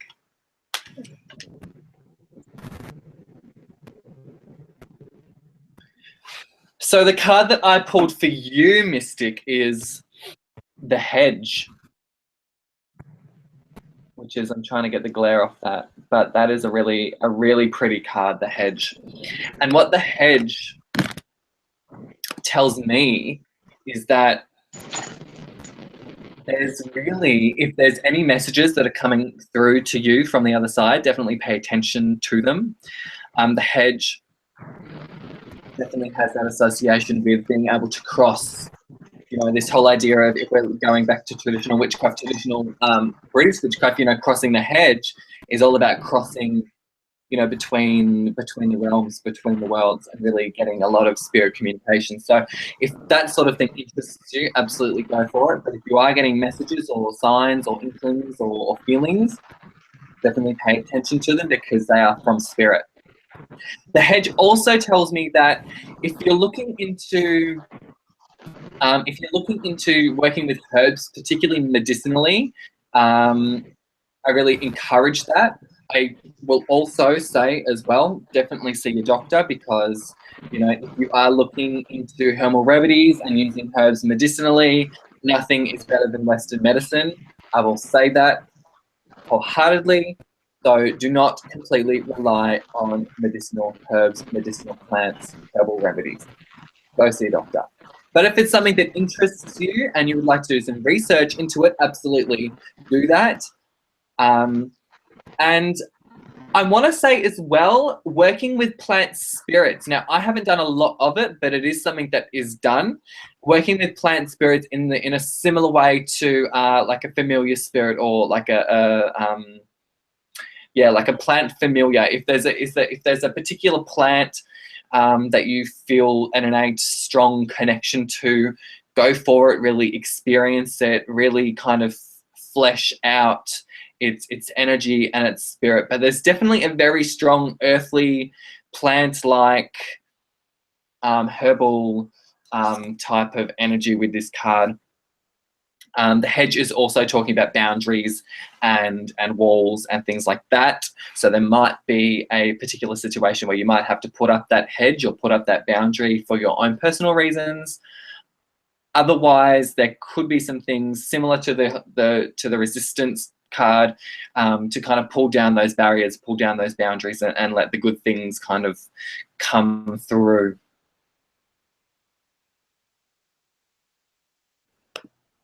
I'm dying to yell something out. Like I was dying then. I had to really suppress it because God, the hedge. That's my bag, baby. That's my bag, right? Neither here nor there. You pulled the hedge, and I pulled the Queen of Pentacles. Are you From the serious? Dame Darcy Mermaid Tarot, by the way. Self-published, 2nd edition. No worries, no big deal.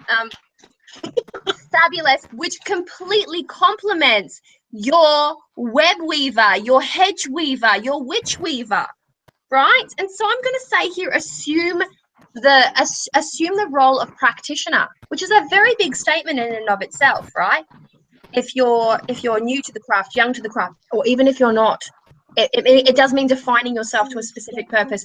And these queens, these beautiful, beautiful queens of the tarot, they define themselves like no other. Okay, my baby's here. I don't swear in front of my children. So what I would like to say to you is go the way of the wild. The Queen of Pentacles, when looking at it like in a non-traditional manner, and I don't really like to read the court as necessarily people, although they can absolutely represent people. But I like to look at them as the nature of a situation, an event, an overarching energy, right? And so for that reason, the Queen of Pentacles, she's quite opulent. She likes her comfort. She likes her surroundings. She's earth-centric, right? This doesn't mean that you need to be dominated by an earth sign to really connect with this archetype, because that's not the truth. But you need to harness this, like step into this archetype in a very shamanic sense. I'm going to go ahead and say wild witch in the forest here, right? You know, sexy wild witch, flying ointment all over the body. Like gift yourself. No, wait. Yes. Gift yourself a rite of passage. Gift yourself a rite of passage. Gift yourself a nature-based drumming, oils, ayahuasca rite of passage experience. That's just to name one. There's many other ways that one can experience a rite of passage. But give yourself an intense rite of passage, because the queen in the tarot court, should you ever sit down to have a cup of coffee with them, they're intense characters. They're overwhelming in their energy, right? And so you need to give yourself this overwhelming energy. Now, the beautiful Alex, he pulled the hedge, and I would like to recommend you the resource of Sarah Ann Lawless, the Witch of Forest Grove, formerly known, right, as the Witch of Forest Grove. Now, should you wish to indulge in certain practices that are more British traditional witchcraft, then go her way, go Robert Cochrane's way, and then onward from there, right? But really, really immerse yourself in the world of plant. And because we're talking about the Queen of Pentacles here, this is all earthly kingdom. It's all about resources, right? Cultivating resources. This could mean books. Cultivating resources, it could mean clothes. It could mean beer. For me, it would mean beer. But cultivating the resources and then going the way of the hedge. And the hedge is about it's about the web weaver. The hedge lives on the hedge witch lives on the outskirts of the community for a specific reason, and that's because she's got work to do, and she can't busy herself with like idle gossip. She's not a Kardashian, she's a Gandalf. Okay, so find your rhythm, find your way. And I highly recommend doing a drum-led, unduant immersed shamanic journeying with the Queen of Pentacles, and see what kind of kingdom she doesn't evolve. In the 3 world shamanic kingdoms I'm specifically talking about, see where she takes you. She's going to take you to the underworld, because this bitch loves to go there. That's what I'm saying. Baby, sorry for saying bitch. Absolutely. All right, well, I must skedaddle. I've got a daughter to pick up from the school now. Yes. And I've got to have a few glasses of water. So, yeah. Yes. We're going to pick up. Folks, it was absolutely lovely hanging out with you. Yes, I was a bit full on. I understand. I know my energy. Absolutely. You are you, and that's what I love, and that's why I wanted you here. So thank you so much. It's fine. I know my energy output. It's fine. I'm self-aware. But thank you so much for hanging out with me, and it was an absolute pleasure. Raven. Like, I think I need to have you on one of my platforms at least, and let's do a little something together. What do you need me to do? I just want you for the Eunice. I don't want you to do anything. I want you for your Eunice. Okay? So let's arrange something like that. All right? Where you can just talk and be fabulous. And Alex, you will be on my channel again. I don't have to ask you. I feel like I can just say it. And I'll talk to you all a bit later. Mwah! Say ta-da! Bye. Bye. Oh my gosh, she's so cute. Say something again. Me? Yeah. Hello, hello. Oh, your microphone sounds all crackly. Yeah, I'm having issues. Here, is that better? No, not better. No. Oh well. I would like to tell everyone in the chat, you know, thank you very much for joining us all. We've had a pretty steady amount of viewers today, which is fantastic. So thank you all for joining. Thank you all for coming. I do all want to let you know that I have a promotional code which allows you 15% off when you purchase a reading at my Etsy store, House of Tarot. The code is House, HAUS 17, all capitals, all one word, and you are able to redeem that through the checkout. So thank you very much. First of all, Raven, my fabulous co-host, for coming and joining and sticking it out with me through this chat. It's been really fun, I think, and it's been really cool to be able to connect and read for you guys. So I hope you have all enjoyed it. I hope to be able to work with you in the future through House of Tarot, and I hope to be able to read with you and whatever else. I'm also offering Spellcraft Consultancy, which is basically like a consultation that goes for half an hour where we can just kind of chat and flesh out you know, your spell work and things like that. So if you're wanting to do that, definitely you're able to over on Etsy. So thank you very much. Make sure that you follow me on Instagram, follow me on Facebook, and check out my Etsy store. Thank you so much, Raven. And I cannot wait. And everyone has to absolutely jump on Ravenflower Designs on Saturday to buy some of her witchy shat. Please do. Everybody welcome. Alrighty, guys. Thank you very much. Much love to you all, and I hope that you all enjoyed yourselves, and I will see you all very, very soon. Bye now. Bye, guys. Thank you.